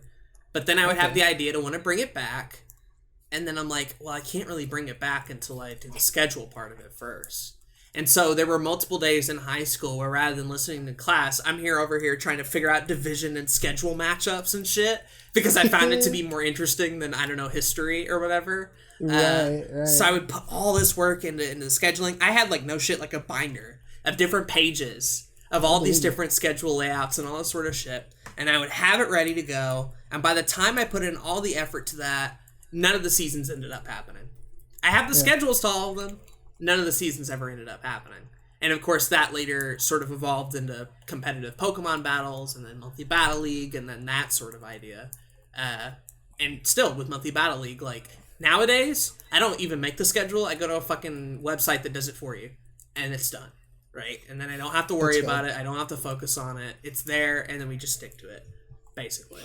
But no, back in the day, like I had several Smash Brothers leagues that I was gonna do with CPUs, and I might return to that idea one day. But the scheduling kind of took over most of the actual production stuff. Yeah, I feel like there's tons of ideas where I've had the exact same thing happen. And I hope to return to them eventually one day, maybe, right? Like, it's like, I don't know. But, yeah, like, I had an idea for, I was going to turn NES cartridges and information about the NES games into, like, baseball cards. And, like, try to sell them online. And I still think that'd be a really cool idea. And I spent, like, hours, like, getting the box art for a bunch of games and starting to get the information together. And then, like, a week later, I forgot about it. That was it, yeah. Or I started an Instagram account where I made old memes look like art exhibits stuff. And I really like it. And I think it's a really cool idea, and I'd like to do more of it. But it's been, like, 6 months. Yeah. So it's going to be a while before I get back to it. Or Nintendo the History, where it's like I had schedule on top of schedule and documents of information to give people, and like a team of like 7 people, and like all these things, all this scheduling and planning, and the show's just dead. It's gone.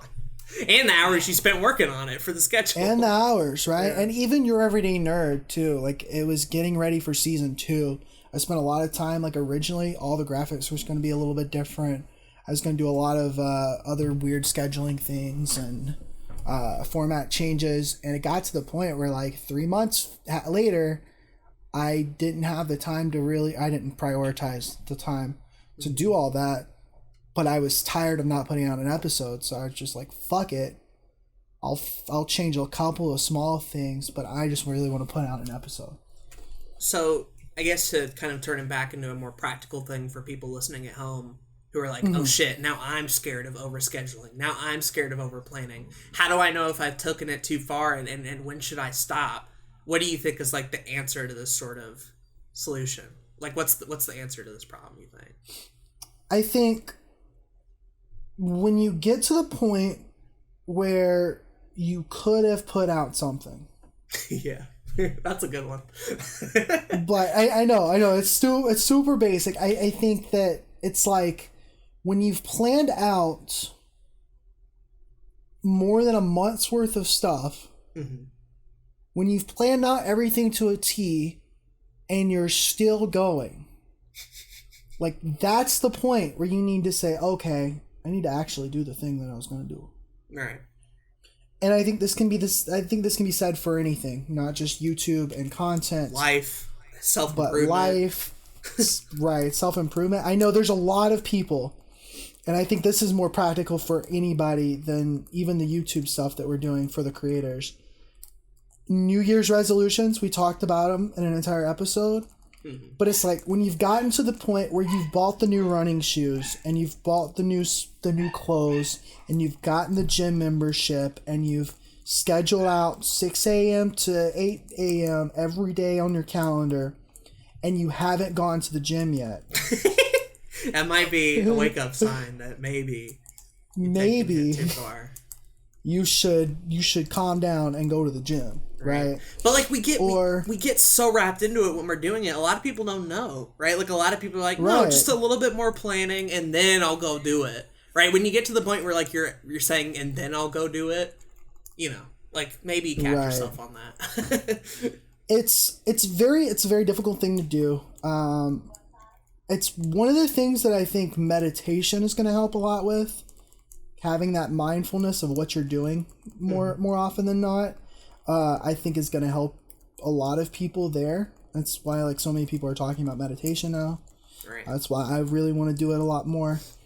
But it's just kind of realizing, okay, I spent too much time, effort, money on this thing, and I haven't put out the results that I want yet.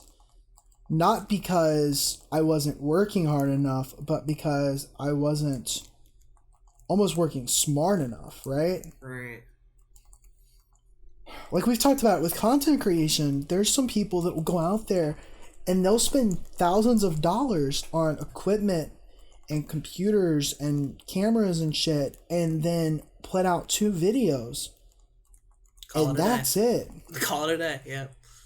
Or, to bring it back to an older episode, the people who are all up in the idea phase but never actually practical enough to execute on it because they're so wrapped up in the perfect idea. We touched on this literally, like, the first episode, I think, of people who were too wrapped up in the idea to execute. And that's essentially, like, kind of what we're talking about now, honestly, is, like, I'm wrapped up in the idea of scheduling rather than executing on said schedule. Like, that sort of stuff. Right, because I think when you realize that your perfect schedule is not ideal, when you realize that you're going to fail, there's going to be a day where you're not going to be able to put out a thing, and then you're going to have to refix the schedule. Or when you realize that your perfect idea isn't going to work because maybe you don't have the technical prowess to do it, maybe you don't have the charisma to put off the what you want to do, maybe you don't have the budget or the resources to do everything exactly the way you want to. Like, once you realize that, then the planning stages are going to be more along the lines of something that you should do, but don't get too caught up into. Because starting the process is really where you're going to start figuring out what works and what doesn't work. Mm-hmm. By doing it. Especially if you're just starting something, like a YouTube channel or a series or something like that. Like, you can get stuck in that idea phase, like we both said, for forever, and it'll just never happen. A lot of sort of when I schedule my own stuff, right? I don't, like I said, write scripts, so a lot of that isn't there. I don't really have episode topics for back to the video games after like a certain point. Like, I'll have 2 that I really want to do, and then by the time I'm done with those 2, I'll have 2 more. But I'm not writing them down. I'm not making a list. It's as they come to me, as I'm playing a game, as I'm thinking about a topic. Oh, wouldn't this be cool? And then just act on it, right? The only type of, like, actual set-in-stone goals and shit that I have is just, like, the day it comes out, right? Is just straight up, like, I want to post a video on Sunday. And whatever form that video takes, doesn't matter. It doesn't matter what process it took to get there, so long as something came out on there. So I'm not really focusing on all the details or anything like that, but rather the end result of what day that comes out. And so I just think doing that, making those goals a lot more practical, and just sort of setting aside all the intangible stuff, I really think can sort of help people not only schedule, but also focus on time management type stuff. I'm gonna get a water bottle while you answer that phone call. Yeah. This podcast is sponsored by Dasani Water. And when I drink water, I have a certain taste, if you will. My palate only prefers one brand of water, and that there is Dasani. Now, Dasani water, rather than that Aquafina bullshit, has that taste, that refreshing quality. You just take a sip of this Dasani water and listen to this. Listen to this. You hear that? That's the sound of refreshment, alright? And you can't get that from a soda, from a juice, from seltzer water, any of this hippy-dippy bullshit. This is straight up actual practical Dasani water. You can get it at a vending machine. You can get it at the grocery store. Wherever you want it, you can get it. Dasani water. It's refreshing as fuck. This is not actually an ad. I'm making this shit up, waiting for Zach to get back. But I figured I could waste dead air by talking about it. What else is on this Dasani water bottle label? Purified water, enhanced with minerals for a pure, fresh taste. Look at that. They had minerals, this shit. That's wild. 16.9 fluid ounces, 1.06 pints, 50 ml. Is that milliliters or is that just liters? How much shit's in this? 0 fat, 0% sodium, 0% total carbs, 0% protein, 0 calories. Tastes like the clouds are delivering rain droplets to your mouth. How impressive is that? Bottled by a member of the Coca-Cola Bottlers Association in Atlanta, Georgia. Oh, these are the same people that make this soda, so they're already taking my money in forms. For water quality and information, please call 1-800-788-5047 or visit www.dasani.com. That again is 1-800-788-5047 or visit www.dasani.com. When it made from the earth, that's how you know it's real shit. I'm back. Sorry about that. Yo, welcome back. My family called, and then my 17-year-old sister got a scam Facebook message saying that she had $20,000 waiting on her. And I had to explain why it was a scam message. Well, yeah. Although, I was on some bullshit about a Dasani ad about halfway through. Was you really? Yeah, okay. I just like grabbed a Dasani water bottle and started doing a fake ad for it. Yeah. I just thought it was funny. You know me. If comedy is there, even if it's not particularly valuable, keep it in. It's subjective. So the basic way that I sort of go about making stuff now, when I'm scheduling out stuff, it's less to do with a lot of the intangible stuff and is more just like one specific goal of it comes out on this day, right? Mm-hmm. So I'll know what I want to make and I'll know what day it comes out.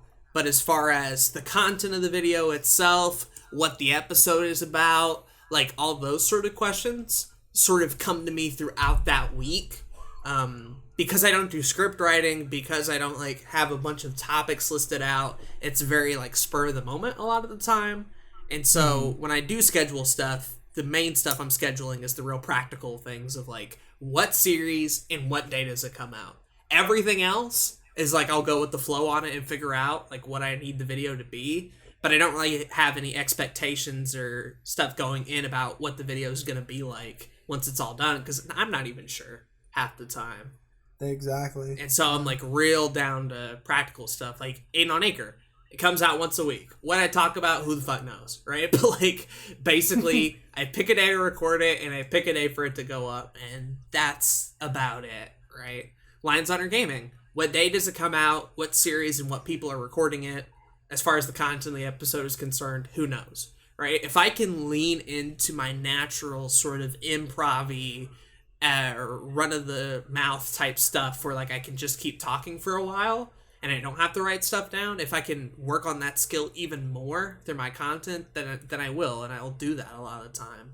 Whereas the projects that we've done in the past that haven't gone over so well are the ones that require like a lot of planning and stuff, like movie night and all that sort of stuff, where like not only do you have to watch two movies, but you have to have topics set out, and it's this big investment going in, and that's not necessarily my skill, but I know it's different for you considering the type of content that you make and that you also write stuff down and script and all that sort of fun stuff. I think the longer we do this podcast, we're going to start contradicting ourselves a lot. Oh, sure. Because a lot of this comes down to self-awareness, right? And we said it before. But it's like we've talked about in an episode about getting ideas and how if you're struggling with ideas, like spend a day and write a bunch of ideas down. Like we've talked about that, right? Yeah. But now we're saying maybe don't do that if it comes at the cost of not putting out content. Well, like for me, a day of doing that, I can have it to where it doesn't necessarily ruin everything else. Like right. It's how I do it is the thing that matters. If I'm doing it the day before the video fucking comes out, then maybe work on the video, right? Like how and when you go about these things is just as important. Yeah, it's a matter of what type of person are you? Do you have a lot of ideas? If so, maybe you don't need to write as much down. Are you like Aden, where you like to wing things? Maybe you don't need to write as much stuff down. Do you have problems coming up with ideas? Maybe you need to carry a journal or pull up a note app on your phone, and when you do get an idea, write it down. Mm-hmm. Right? I think I want to start heading towards a little bit more of what you do, because like we said, I get super into that. Oh, time to schedule and plan for the next 3 hours. Let's go. All right. And it just wastes a bunch of time. But like even just yesterday, I was moving around some different topic ideas, and I think I'm definitely gonna start not doing as much planning for things, because it gets in the way of the content. It really does.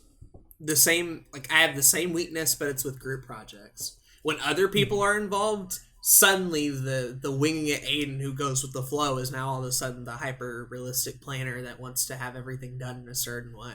And I don't know why my mind does that or what the reasoning behind it is, but, like, it can be very tough to be like, well, I'm free and available, why aren't you? Right? Like, you know? And why aren't you taking it as seriously on certain occasions? And I gotta keep in mind, it's like, I'm not the only one involved in this shit, right? And and group projects don't happen unless everybody's kind of on the same page. But yeah, that's more of my sort of weakness when it comes to scheduling shit like that, is when it's in a group environment, especially. The wing it Aden suddenly becomes business oriented for whatever weird reason. No, I get it. Well, it's because you're involved with other people and you want to be professional. You don't want to be the weakest person in that group. Right? Like, you want to have your shit together. So I completely understand it. I think the best way to make sure that you're not over planning, but still having a schedule, because again, I've got a schedule. I'm going to try to adhere to it. We're going to see what happens. Is to not get super specific with the schedule. Now, I don't mean don't figure out like what times you're going to do things, because I've done that. I've said for this 3-hour block, I'm going to do client work. But I'm not specifying which client work, because I could just as easily be like, on this 3-hour block on Monday from 1 p.m. to 4 p.m., I'm going to work on this particular client stuff. I could do that, but I'm being too specific with it. Right. Or I could just as easily like keep the schedule and then every single week like plug in everything that I've got going on that week and making it that super specific. Like, this day at 2 p.m. I'm going to work on Your Everyday Nerd episode 106 about this topic. Like, I could do that, but at that point I've gone too far.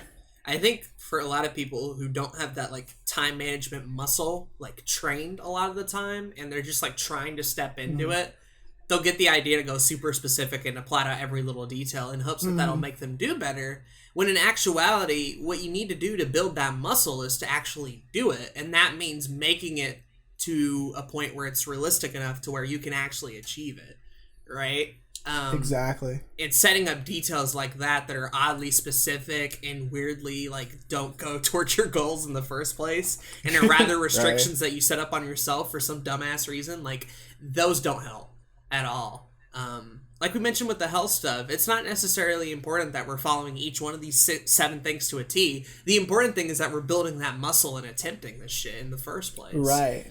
Right. So for the people who have done time management for like 3 years and are kind of like a master at it, be specific however you want. You're probably self-aware enough that where you know your limits and how far to go and all this sort of stuff. But for people who might be listening to this podcast who might have never done it before, the important thing is to at least just sort of flex that muscle and try in the first place. Fuck how specific it is. The important thing is that you're putting in work and effort to begin with. Right. Like, even today, it didn't go as planned. Like, on my schedule, like I said, different other things came up, and certain things I didn't get a chance to do. I had planned on eating dinner at 5 o'clock. LOL. But I also planned to take a 20-minute nap that turned into a 2-hour nap. So that didn't happen. Yeah. It's really like, you know, trying to figure out like what doesn't need to be super specific. Maybe the things that need to be specific is like a morning routine, having a morning routine, adhering to that, having it be the exact same thing every day. Maybe that needs to be specific. But it's like, if you're going to schedule out time to record or write for a show that you're doing, then maybe it doesn't need to be as specific, right? You're prioritizing the basics here, the stuff that needs to get done, not the details and the nitty gritty shit. Like, simply going as far as saying, I need to exercise for at least 30 minutes is enough, right? Especially if you haven't done stuff like that before. Like, as I said, you get better at it and you kind of understand where you're at and you're a bit more self-aware. A lot of people aren't. And so just sort of figuring out what works for you in the first place is important, and being able to be like, yo, I've tried doing this for like 3 days and I'm failing miserably at it. It's time to adjust the goal. Taking that step is also like a real big brain moment where like, oh shit, this shit isn't set in stone. I can fix it to make it better for me. Like, of course you can. It's a goal. You're the one who made it. Like, you know, change it up if you have to. Yeah. The important thing, again, is that you're trying and making an effort in the first place. Exactly. Maybe you wanted to walk for 30 minutes, but turns out for the last 3 days, you've walked for 15 minutes. Right.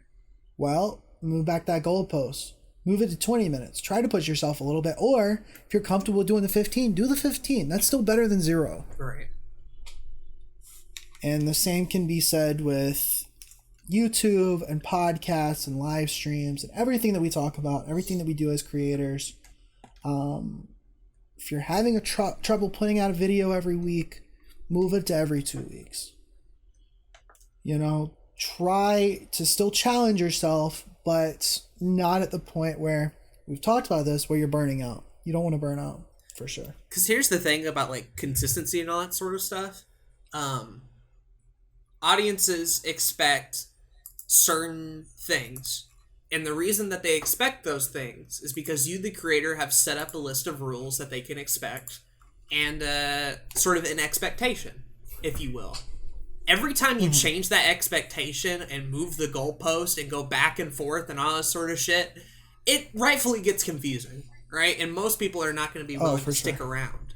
Whereas you do it for a week, for like several months, and you're like, yo, I can't do this. We're going to go to 2 weeks. And you say that, right? But it's more important that you actually follow up on it. That way you're not confusing people, right? So no matter what rule set you go by, 1 video a day, 1 video a week, 2 videos a week, 1 video every 2 weeks, 1 video every month. No matter what rule set you're setting up for your audience, follow through on it is the main thing. And if you can't and you change it, be sure to follow up on that. Because there's only so many times where you don't follow up on stuff that you kind of get a reputation around people. And then it's just like, you're past the point of no return. Yeah.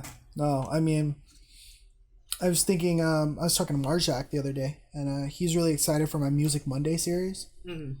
Like, he's unreasonably excited about it. Yeah. He said it was the only thing that I've put out, or that I've planned on putting out, that he's been excited about, which is kind of funny. But this is something I've talked about for like 6 months. Yeah. It's an old idea. And it's like, fuck. Like, that kind of sucks. Like, I mentioned this thing I was going to do, and it's been 6 months, and I still hadn't put it out. I've talked about it a couple of times at this point. Still hadn't put it out. Like, that kind of being consistent in not only what you put out, but in what you're telling your audience is part of that consistency. Because, like, there's this whole thing of, like, as YouTubers, the one thing that you have, like, above TV stars and movie people and all that sort of stuff is that personal relationship. You cannot get a more personal relationship than with a YouTuber or a Twitch streamer or a content creator. Like, that's as close as most people get to knowing the real you a lot of the time. And so part of that, like every other friendship, trust is a big key factor in that. And when you consistently are like, LOL, no, I'm doing this instead. You know, like there's other creators on the website. Like, why do I, you know, like, why am I putting up with this? What do I do with your flaky ass? Yeah, like why am I putting up with this exactly? Yeah, it's something that I worry about. It is, because it's like oftentimes, like I'll be like, I have all these plans, and then I just don't follow through with all of them. Right. And that one thing that I didn't follow through could be somebody's favorite thing. Yeah, and we have no idea what everybody's favorite thing is or what they come for. We do so much that it's like, I'm not even sure, to be fair, like what people really come to me or for you or for us for. But the best I can do is try to please each of those crowds and be like, all right, look, I didn't get a fucking Let's Play episode out today, but you're going to get one in like a week or so. And I'm going to put it out. And I'm going to try for that instead. I know I missed monthly Battle League videos, but I'm going to get these Season 3 videos out eventually. And I eventually did, right? Once it gets past like the 6 months or year point and you still haven't really done it yet, might be the point where you kind of have to move on. Yeah. I mean, honestly, I wanted to briefly move on to kind of the biggest reason that I've been taking time management a little more seriously lately. Oh yeah, go ahead. I was looking at a family member, and I won't say who it is, but I was looking at a family member, and I was just kind of realizing like how much this specific family member kind of complains about things, But not only that, like, the specific family member has, like, always had a bunch of plans or goals and just never really followed through with a lot of them. And I was realizing, like, that could very easily be me in the future. Like, it could 100% be me in the future. It could be anybody. If you set yourself up for it. It could be everybody. Right. Right. It could be anybody. And it just got me really, really thinking. I was like, man, like, I talk about how much I want to be successful and I talk about all these things I want to do. Like, the worst thing in the world could be me not doing anything with it. We complain about that and joke about that on the podcast all the time. And are like, we any better? Like, you know? Right. We do the exact same shit consistently. It's scary. I'm watching a video of mine from 2 years ago where I asked the question. It was a vlog of mine, and the question was, am I full of it? That was the title of it. I remember that video. And it's 8 minutes of me talking about the exact same things I talked about last week on the podcast. It's crazy. Or, you know, just like these things of wanting to be more consistent, having a lot of ideas, knowing what I got to get done, making complaints and excuses, but kind of wording them in a way where it doesn't sound like that. Disguising I'm really good at that. Yeah. I'm really good at bullshitting. Yeah. And it's, the more I know myself, the more I learn about my behaviors, the more I'm realizing that I could very easily in 30 years, like, end up working at a grocery store and not doing anything else in my life. Like, it could easily happen. But I still believe in myself enough to where it's like, if I do the work that's required, and I think anybody can do the same thing. If I do the work that's required, if I am smart about it, and if I make this time management thing work, then I'm going to be at least close to where I would like to be in 30 years, right? Right. You can actually commit to it for once. Yeah. If I could commit to it for once. That sort of story in general has kind of brought me to something that's been bothering me, like, a little bit recently, where, like, I don't know how this happened or how I got to this point, but, like, I'm at the point in, like, YouTube and a lot of projects that I do where it's somehow either naturally or subconsciously or whatever, it becomes easy for me to, like, lie on camera. You know what I'm talking about? And I'm not, like... No, I get you. I'm not intentionally doing it, and I'm not doing it... It's not that you're not being inauthentic. I'm not harming people. Like, trying to hurt people. Right, but, like, for some reason, this version of myself that's on camera, for whatever reason, is just like, will say something or mention something that's, like, the right thing to say, obviously, but it's totally not accurate or true to me. Right? And I'm like, why the fuck did I say that? And I'll watch back, and this is like stuff from, like, life stuff that I might have lied about a detail here and there, or a game review where I mentioned a point that wasn't really actually my own. It was just a YouTuber that I watched earlier, and I liked the point so much that I brought it up in my own video. And I come up with the bullshit story of, like, how to, like, for some reason, it got to the point where, like, I was just okay with that. And, like, it's so weird looking back on that and realizing how inauthentic this is to me, despite it coming from an authentic place, maybe? I don't know, it's real bizarre. And again, it's not intentional, and it's not to harm anybody, but, like, you do this thing long enough where you start kind of creating a little bit of a lie here and there, and then don't really go out of your way to correct it. And then it's a thing. I don't know. Not really having to do with time management, but something that I thought about when you made that video and how you're talking about a lot of this stuff again, of, like, man, I've probably lied on several videos without even intentionally meaning to. Right. It's for me, it's that false promises. Yeah. It's that promising that I'm going to put out this specific thing, or, like, not even things that people's asked for. That's the weird thing. Yeah. Like, I promised for things that nobody's asked for. I said it's going to happen. Nobody probably even cares. That's the right? funny Like, thing. nobody remembers. Like, especially 2 years ago. Especially 5 years ago. Like, Zach 5 years ago promising the end of the Twilight Princess Let's Play. Like, nobody gave a fuck. Nobody gave a shit, like you and Jay, right? Like, but it was like promising that I was going to get it done in a certain time, or promising that the series would happen, or even to the point where, like, I talked about getting rid of sodas a good 6 months before I did anything about it. Right. And I've seen the same thing with my health. Like, I've talked about my health before. I've talked about how I started meditating, or I started walking, or like when I started those vlogs in 2017, like there was an entire month where I was running almost every day. And I talked about it on Instagram and Snapchat and Twitter and the vlog and all these different things. And not only did those vlog episodes not even come out, but I just like gave up at some point. All right. And I hate that. I hate to kind of like backpedal on the things that I said I was going to do just because of some stupid excuse. Poor time management. More often than not, poor time management, right? Because that's what it comes down to. We're not trying to be inauthentic. We're not trying to lie to our audience. We're not trying to make promises that we don't want to keep. Like, we definitely have the good intentions there, but it's that poor time management that's just not allowing that all to happen. Mm. And I guess, like... And some kind of, like, judgment on our end of maybe we should not promise as much stuff and over-deliver instead, right? For sure. Yeah. We've definitely kind of talked about the detriments of not doing time management a lot in this episode. But I do want to kind of, like, briefly, like, give a little bit of actual advice and tips on how to time management effectively. Because we've talked about sort of the pitfalls and the shit that we've fallen into, the traps, if you will.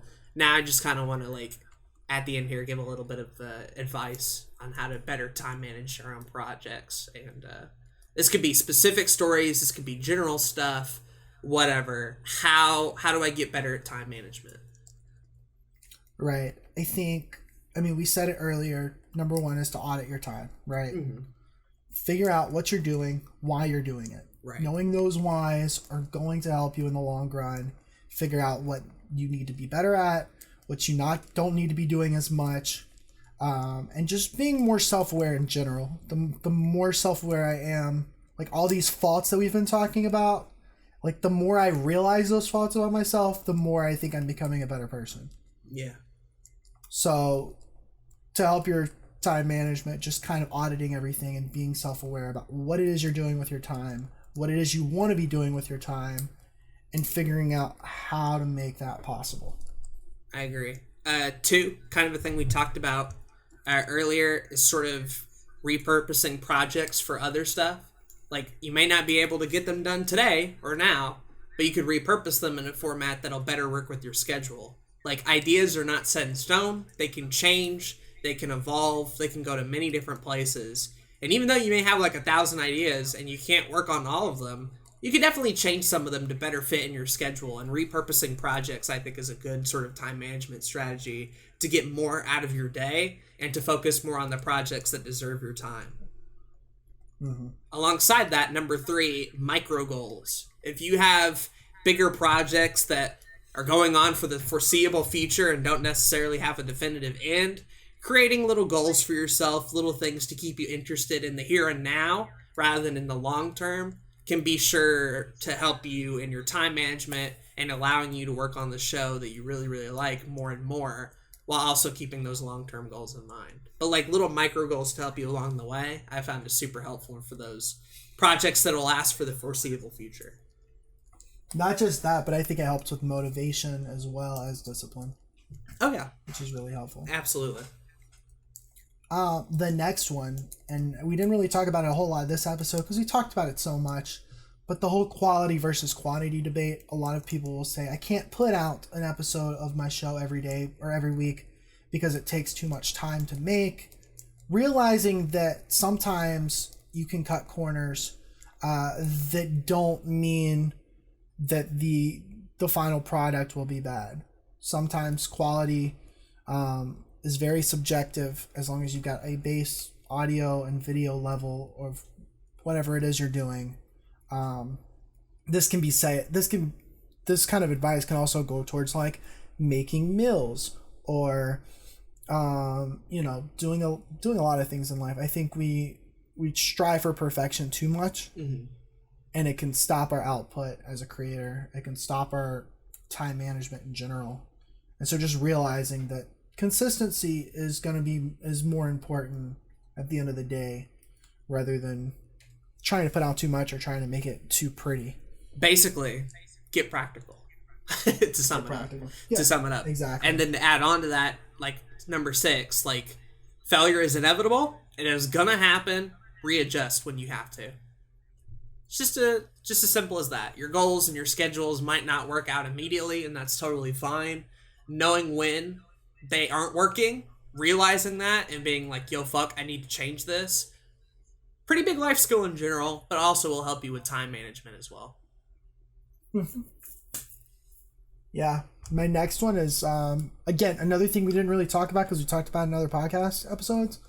But, like, anytime you can do something in bulk on a certain part of, like, a certain time at a certain day, like, it's going to save you in the long run. If you're having a problem where you're planning too much, like, take a day out of the week, set aside a specific time, only a certain amount of time. Maybe it's 20 minutes, maybe it's an hour. Figure out what you need and use that time to plan out the rest of your week, because that is going to help you in the long run, so you're not wasting as much time throughout the week. But again, the same can be said for bulk recording, bulk editing, bulk writing. And again, if you're thinking about like regular life stuff, planning ahead and making sure you have enough water bottles in the house for when you go running, or bulk preparing for foods. If you're finding you're spending too much time cooking dinner every night, maybe you want to bulk cook, like different things like that. Like, make it easy on yourself, right? Like, build a path to least resistance, and you'll more likely do it. When you work hard, it doesn't mean you have to spend like all your effort on everything. Right. Certain things can take shortcuts and have the same amount of results. Not everything, but certain things can. Yeah, I absolutely agree. That's a really good one. I'm just kind of writing down all of these so I can sort of... For sure. I guess to kind of go off of that as well, like, I think having a schedule is more important than not. I know that I've talked multiple times about how hard it is to keep to a schedule. I know I've talked about how, like, man, I really like being a freelancer and entrepreneur because I set my own schedule. I'm the one that tells myself when to get up, when to go to bed, when to work on stuff. And it's great to have that freedom. But if you're not careful with that freedom, it can feel almost like a curse. Like, I have all this time to do everything, but I'm not doing everything properly. Like, why am I such a mess up? Like, you can feel that way. So I think that by having some kind of a schedule, it doesn't have to be perfect. It doesn't have to be exact. Just something to adhere to. Even as much as, like our little health challenge, going to bed by midnight. That's a schedule. Mm-hmm. Something I think is going to help in the long run. And again, I'm hoping to really adhere to this one this time. Make it smart. Make it realistic to you. Make it something that you can actually achieve. And if you have like a lot of stuff that you want to achieve all at once, save that shit for next round. What can you work on now, in the here and now, that you can actually fix? And then once that's done, next thing, right? Right. Especially like with our habits that we're trying to build right now with the health stuff. Like, we picked 7. It's not too it's very practical. We found out the best ways to make it easy on ourselves, and we didn't get too deep into it. Mm-hmm. Maybe next month, after the month is over, we can start adding a couple of other things to it, or taking some things away. Like, really try to take it piece by piece, because you don't want to overwhelm yourself. I concur. So basically, let me know if I forgot one of those, but I have... Number 1, audit your projects and your why. Number 2, repurposing content to better fit your schedule, or just repurposing content. Number 3, micro goals. Number 4, get practical. 5, readjusting from failure. 6, bulk stuff when you can. And then 7, make a smart schedule. Yeah. very, very keyword smart there. That's what I have. I think I forgot one, maybe. I don't know if I did. I think that's all of them. Okay. I think that's all of them that we said. But just kind of ending on that word smart, like, we talk about working hard a lot. And we got a future topic that we could talk about later. Kind of working hard and stuff, but just to kind of give you a little taste of it. Working hard is good. Working hard is important. You got to work hard to get to where you want to be. But you also got to work smart. And it's not an if and or like situation. It's not like I'm just going to work smart instead of work hard. I'm just going to work hard instead of work smart. Like, if you really want to succeed doing creative stuff in 2019, 2020 and onwards, like, you have to do both. I concur. And I almost think I think that if you work smart, it makes working hard easier. Yeah. If it's actually achievable, and the other way around, and right? you see a light at the end of the tunnel, like, right, you go harder on the stuff that you were working on to begin with. Probably more than you were even thinking you could put in, right? Yeah. Sometimes it's best to, like, shoot real low, shoot under, and then be like, "What, 10 minutes? I can fucking do 30." And then challenge yourself on your own dumbass schedule and do even better than you thought, right? Exactly. But rather than the opposite of that, walk an hour every day and then underachieve, you know? Set the bar a little lower, give yourself room to overachieve, and then you'll end up doing better that way, I think. Just kind of knowing how your brain works and how you spend time and energy in the first place, I think, is a real smart idea.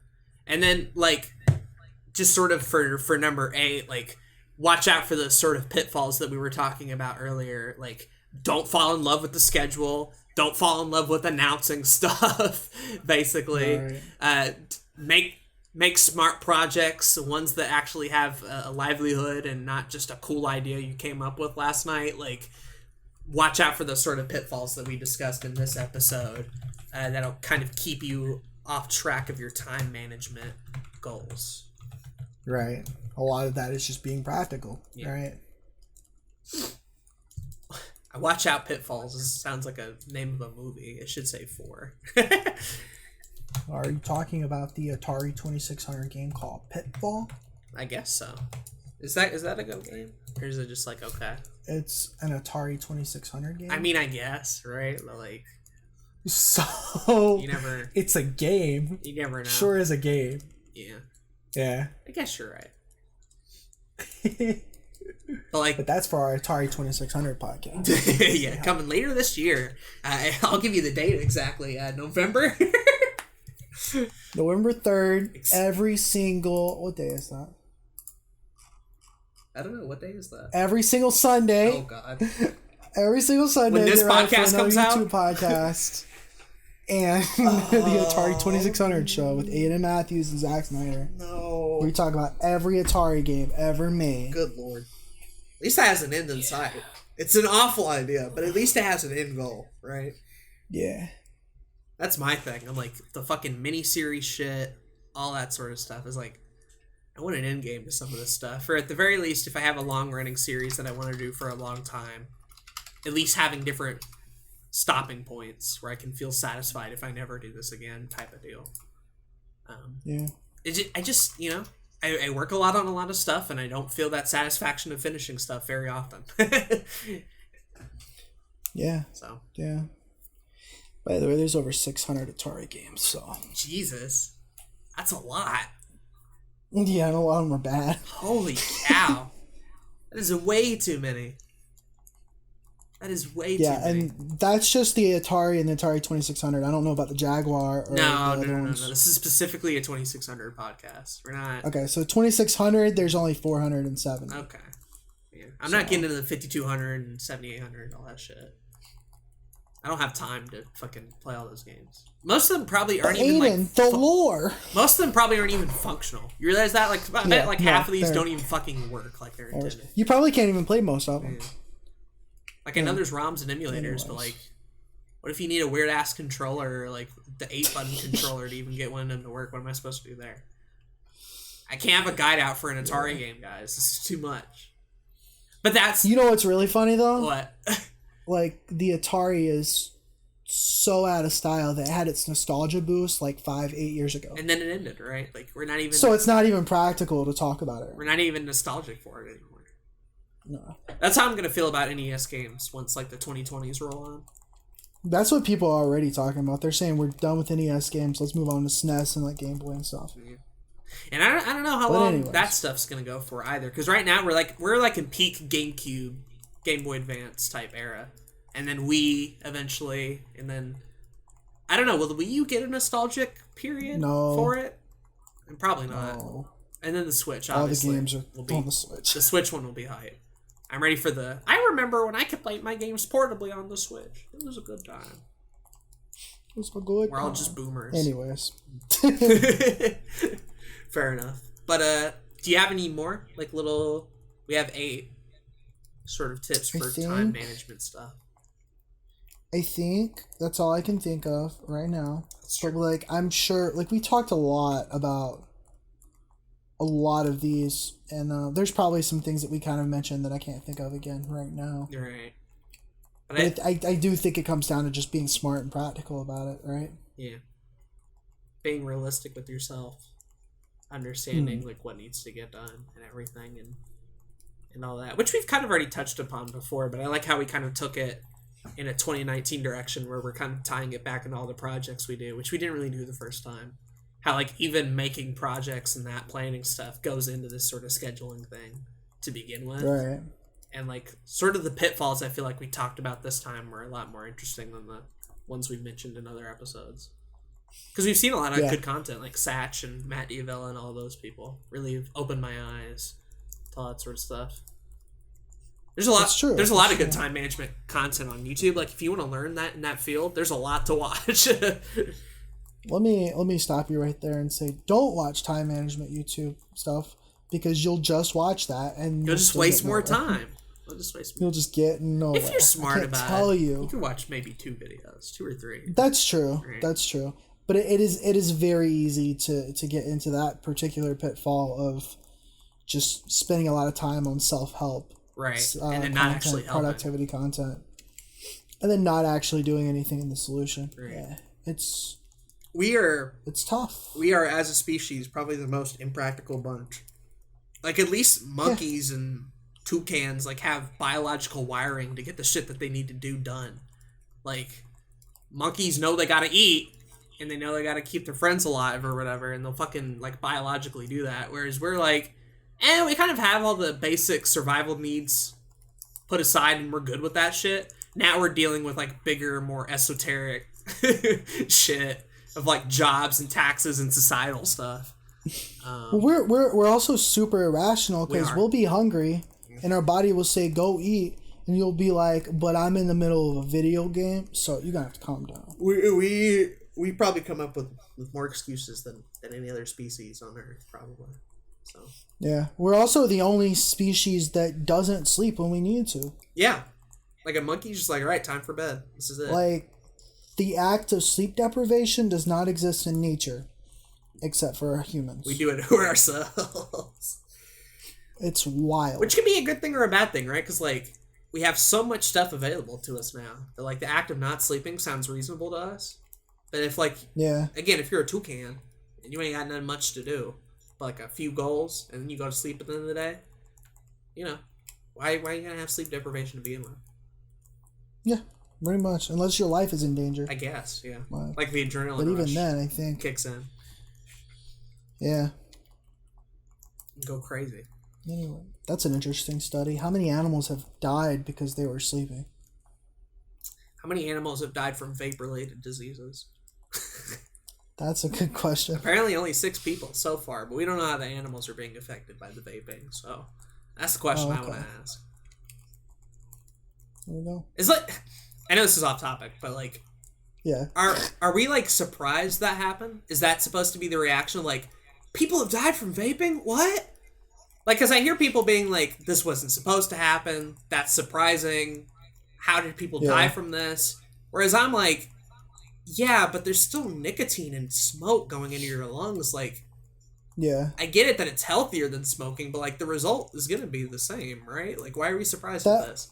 Whole situation is stupid. I watched a video recently about that, and it was talking about how like the whole entire reason the e-cigarette and vape were created was because it stopped more adults from smoking.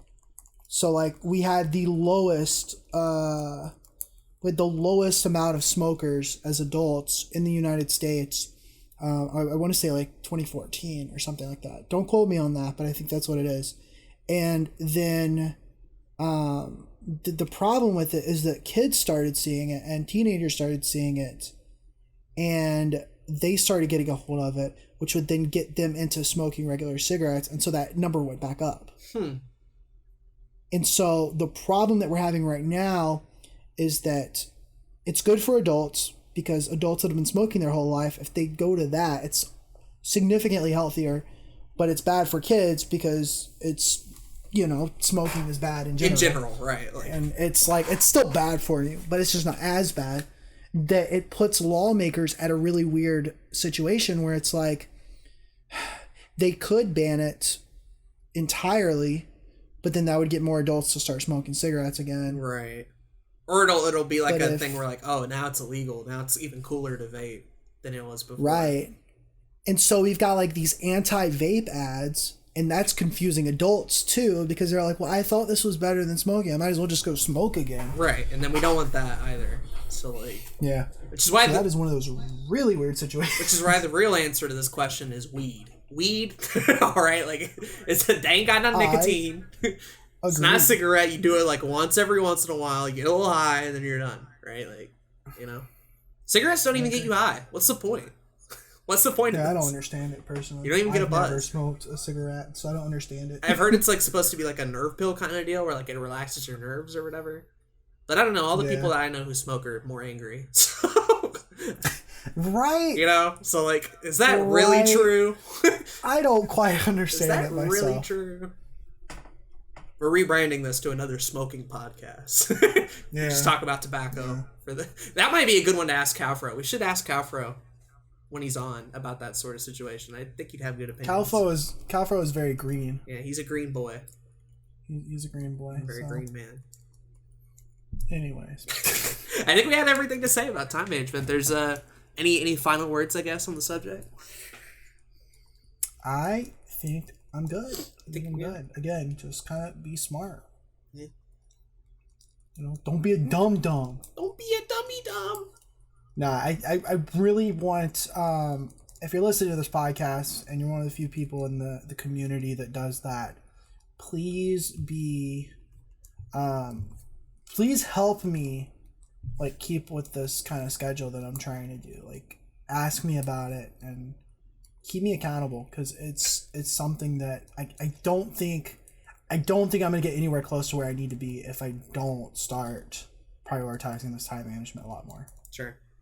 I mean, I love having accountability partner like you for the health stuff. So, for the time management stuff, hey, even better. Myself included. I probably need to. Exactly. I mean, I'm too scared to even write down a plan a lot of the time out of fear of it, like, ruining shit that I already have going on. Right. So it's hard, but yeah.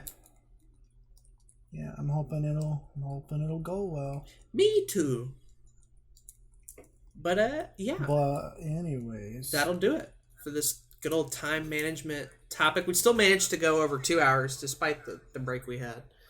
And this is true. Other fun stuff, which means we only have one more section to go over. That is the comments. And apparently we have YouTube ones, and Zach also said Discord stuff as well, apparently. Yeah, we have a couple of Discord things. I'll go ahead and mention. Anything from the email? Let me check that, actually. I haven't checked it since we set it up. I don't think we didn't announce it till the last episode, though, which hasn't gone up yet. I think you're right. So if we have something, I'm going to be impressed, but I'm not expecting it. I think you're right.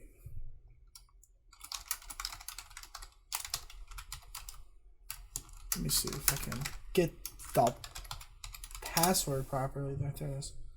Verify my identity. Yes! Damn it. So I'm gonna look at the Discord, and then I will let Aiden check out the YouTube comments, and then while he does that, I'm gonna get this set back up. Okay. But I posted the top 50 YouTubers, and Patient was very apprehensive that it was 4 hours. Well, she's watched the So 4 that was hour really community funny. management episode. I don't know what the issue is. That isn't even our longest episode. Promise. Like by far. It's not, yeah. And it was It's longer wild. originally. So, you know. But in regards to it being the top 50, I believe. Oh shit. Okay. Is it? It got reposted. Hold on. Yeah, because it was the top 50 greatest YouTubers. That was the one that we posted. We got Ramson, our boy Gengar guy, who said, "Why don't I see Blue Couch Productions and Your Everyday Nerd and the personal Zack Snyder channel?" Shaking my head. Fake list. I wouldn't even put myself in the top 1,000, much less the top 50. Yeah, same. Kyle said, "I mean, I knew that it was fake when Game Grumps was at number 1." SMH. I figured that was gonna be a thing. Like people would look at the top of the list and be like, "Oh hell no," and then kind of disregard the rest what of it. the hell? Game Grumps? Are you kidding me? Yeah. It's still funny. I think that we came to that conclusion though. That ended up being our number one. Do you still agree with it? To a certain extent, yes. I think no matter who we put at number 1 in our top 5, there would have been some disagreement among people. I think just with how our top 5 ended up being, if any of them were number 1, I would have had slight issues with it. So Yeah, I agree. Game Grumps to me was just the most comfortable out of all those that I felt deserved it more. I think you're right. Mr. Parker of Carrie and I fame said, "Why is Smosh so low?" And I said, better question is, why is Smosh even on the list? Got it! So, yeah. He apparently personally enjoys Smosh. And then there's garbage in this chat. And that is it on there. I'm going to look at Twitter right quick, though, because there was something on Twitter, too. Somebody says something. No, Denku did. I think it was Danku. He said the fact that El Smosh isn't 1 is disappointing. I concur. I don't understand that, but okay. I concur. Patient said you didn't even put me on it. SMH. And that is it. So I actually am corrected here. That episode 40 is actually the longest episode. Not by a lot. The Secrets of Community Management is 3 hours and 37 minutes. And the top 50 YouTubers, 3 hours and 58 minutes. So, like, by 20 minutes or so, it's longer. But, but we've done episodes around similar lengths before. Most of them don't go 3 hours unless they're meaty topics. A lot of them stick in the 2 hour range. So. Yeah. That is wild. But as far as comments are concerned on YouTube, is it just episode 40, or do I have to go back to 39 and 38? Just episode 40. We're caught up on the other ones. Because we did the others? Okay. Let me check the comments. So first off, we have good old Cowfro, who says, "Sweet piss break, guys." 210 to 212. By the way, leaving out Video Game Donkey would be incredibly wrong. And so he mentioned this, right? And I'm like, I could have sworn we talked about it in the video. We did talk about Video Game Donkey. And then as I'm listening through it, we bring it up, and then I make the point of like, oh, too many video game boys. But like, honestly, if I'm thinking about it, we put Jakey on there. Like, why the fuck didn't we put Donkey on there? You know? Yeah, no, I agree. So, Donkey should have been on there. We could have gotten rid of Smosh easily. There's a couple at the bottom that I would have replaced with him. So I think that was maybe the one time our video game boy rule kind of overstretched a really good channel, in my opinion. That you don't even have to be a fan of video games to like. So I kind of agree, honestly. That was a bit of a miss. Were there any YouTubers that you had thought of after that, oh fuck, we didn't put on the list? Because you said you were going to, like, after it was up and be like... I feel like there is. I remember giving you a good bit of them during the episode, and then I think there's still some creators that I watch, like, every single week that I don't think we mentioned. Yeah, sure. But, like, top 50 material that we missed out on. Top 50? Andrew Huang. Huang? Have you heard of him? No. He's a musician. He does some of the coolest music shit on the platform. He should have probably been on there. We didn't have a lot of music people, actually. You were the main one on that. There's a lot of music people we probably should have added. Casually Explained. He ends up on trending tab a lot, and he's really good. He probably could have gone on there easily. Just kind of looking through this list, we could have added some more of like the YouTube help people like Roberto Blake. Oh yeah, I thought Gary was kind of just like the one to sum it up, basically. We had Gary on there, yeah. But yeah, I mean, there was more tech people we could have definitely added. We kind of talked about that. Sure. There's thousands of channels over 1 million subs, and a lot of them we haven't even seen. Not a lot of them we haven't even seen, and there's even more channels that we watch that are under 1 million. So it's like, yeah, there's definitely other channels that could have been there. We're not going to be able to come up with an objective top 50 list because it changes every day because more people are making really cool shit. Changes constantly in my head. A lot of where I put people and how often I watch them, and sometimes it's not even a quality thing, but like what I'm feeling in a particular day, right? Right. So a lot of what we were feeling in that current mood, I might come back to a year later and be like, whatever. This list is okay. But for now, like I think the 50 we picked for like 50 really good channels that I think people should check out, and I hope some of y'all did, because there's a lot of good ones on there, I think. Patient also left a comment that said, I typed the whole comment and forgot to post it. Refreshed by accident and lost it, so I'm just going to summarize. I've done this 1,000 times. It's part of the reason I don't post comments, or if I do, I keep them really short, because this shit is a constant. She says, no, Boogie, and then says, ones you didn't have, Leah / Patient, The Right Opinion, and Rob Gaffigan. And the only one of these I haven't had heard of was Rob Gaffigan. I still don't know who that is. I don't either. I would have liked to see some information on why not Boogie. Yeah, I would have too. I'm sure it was explained. I'm assuming it's probably like the controversial type thing. There's a lot of controversy around him. I have not seen Rob Gaffigan before. I'm looking at this channel and I no idea. Have heard of this dude's name before, but he does like horror content. It's interesting. I see him a lot on Twitter more than I do on YouTube. Yeah, I mean, I'm sure he's good. He's got over 2 million subs. Oh. And then The Right Opinion was just kind of like, we didn't have a whole lot of commentary channels in general, and we just kind of summed it up with H3 and iDubbbz, I guess. That was about it. Yeah, yeah. My thing with that kind of situation is like, I don't like drama. Me and you are kind of like sick of that sort of shit a lot of the time and it's anyway. Like, even if the videos are quality, it's like the topics themselves usually don't matter. Right. So it's very much like, I've heard of The Right Opinion. I've seen a couple of his videos. They're really well made. I don't agree with everything he says, and he talks about people, and I just don't care. Right. I think part of the reason we went with... I just don't care about that aspect. The H3 and the iDubbbz is that they have that funny element to them. Yeah. To where there's a bit of comedy thrown in there. It's a bit of goofing on themselves. And, fun fact, it's not the only thing they do. Right. Like, the commentary stuff isn't the focal point. I mean, we called them a quote-unquote commentary channel, but that's not really what they are at this point in the game. Yeah. So they were kind of the anti-commentary channel pick on here. But, yeah, if you want, like, more, I guess, objective stuff, sure. I just haven't watched enough of him to really even think about it at the time. And I like the H3 pick more for that kind of stuff. And even objectively speaking, I couldn't argue that he would be top 50, but that's fair. Sure. That's fair. That's definitely, it's good quality enough, Yeah. I wouldn't doubt it at all.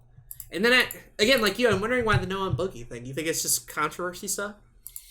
I think it's probably controversy stuff. He's had a lot of controversy over the last couple of years. Which we didn't really mention a whole lot of. And it got worse a little bit since we recorded that episode. It's recently gotten worse again, yeah. I think also it might have something to do with the objective quality of his videos. Oh, yeah. I would argue that, like... It's old YouTube, his thumbnails are not good. It's all old... Exactly. It's all old YouTube. And so it's like he could definitely put probably some more effort into the quality of his videos. But I think listening to the man speak, I have always really appreciated. Sure. And I like his Twitch streams a lot. And I think he's a very... I think he can be a very entertaining guy. He'd be the type of dude where I wouldn't mind if he just did podcast stuff. Because I just like his voice and listening to him personally. Oh, same. Same. Like, I don't necessarily need it to be a YouTube channel, but that adds another element to it, I guess. And the Francis stuff doesn't really work in a podcast format, so there's that. So thank you for the comments, though, Cal, for having patient. I appreciate them. Absolutely. As well as all the Discord and Twitter people who reacted to our nice little graphic that Zach made. Also appreciate it. We are good. We're good. Anything? There is nothing in the... Wonderful! All that build-up for nothing. It's not that epic. That's fucked up. Am I gonna edit it or am I gonna not? Probably. Probably not. Probably not. Top 50 YouTubers right here, please. Let's go. Cool. As always, if you have any questions, comments, topics, if you want to be on the podcast, we're going to be bringing the interviews really soon. Send us an email at anotherytpodcast@gmail.com. That's another read them ytpodcast@gmail.com. Send topics, questions, interview requests, whatever. We're up for anything. All that boys. Sponsorships. We really are. If you're a company with money. Feet pics. Feet pics. Whatever. That just ruined our chances again. Sponsorships. Speaking of sponsorships, check out our sponsor with Awesome Creator Academy and the YouTube Starter Kit. I concur. $99 get you all the stuff you need to start doing any kind of graphics and stuff on your YouTube channel. And link is in the description and in the show notes. And donate to us on Anchor if you really want to, because supporting us financially helps the show stay consistent. It really do. Be like that sometimes. All I'm saying is if we start making more money on this podcast, then it's going to go up in my priorities of things to put in my schedule. For time management stuff, it's back to the main topic. Yeah, XD. We do have a topic for next episode, though, so we're covered on that. Not to worry. We do. We're hoping to get Calfro on the podcast very soon. And then we're going to be, again, it doesn't matter how big you are on YouTube, or maybe you do Twitch streams, or maybe you're an Instagram blogger, podcast, whatever you do. We'd love to have you on the show to just kind of talk about creating and your experience with it. Another YT podcast at gmail.com. Yeah, boy. Are we done? I think we are. I think that's everything. Did we forget anything? I don't think we did. Can I go jack off? Oh, I've been Zach. And I've been Aden. And thank you for listening to this episode of Another YouTube Podcast. Now go look at that beautiful end card. Look at it. It got description spelled right. It's red. Look at that shit. Look at it. Look at it. Oh. Click on one of those other videos. Oh, maybe. This looks like a good video, honestly. I don't know if you even put end cards on these, though. Like, last time I checked, there weren't any end cards. Whatever. So what happened? What happened? Bye, everybody. Bye.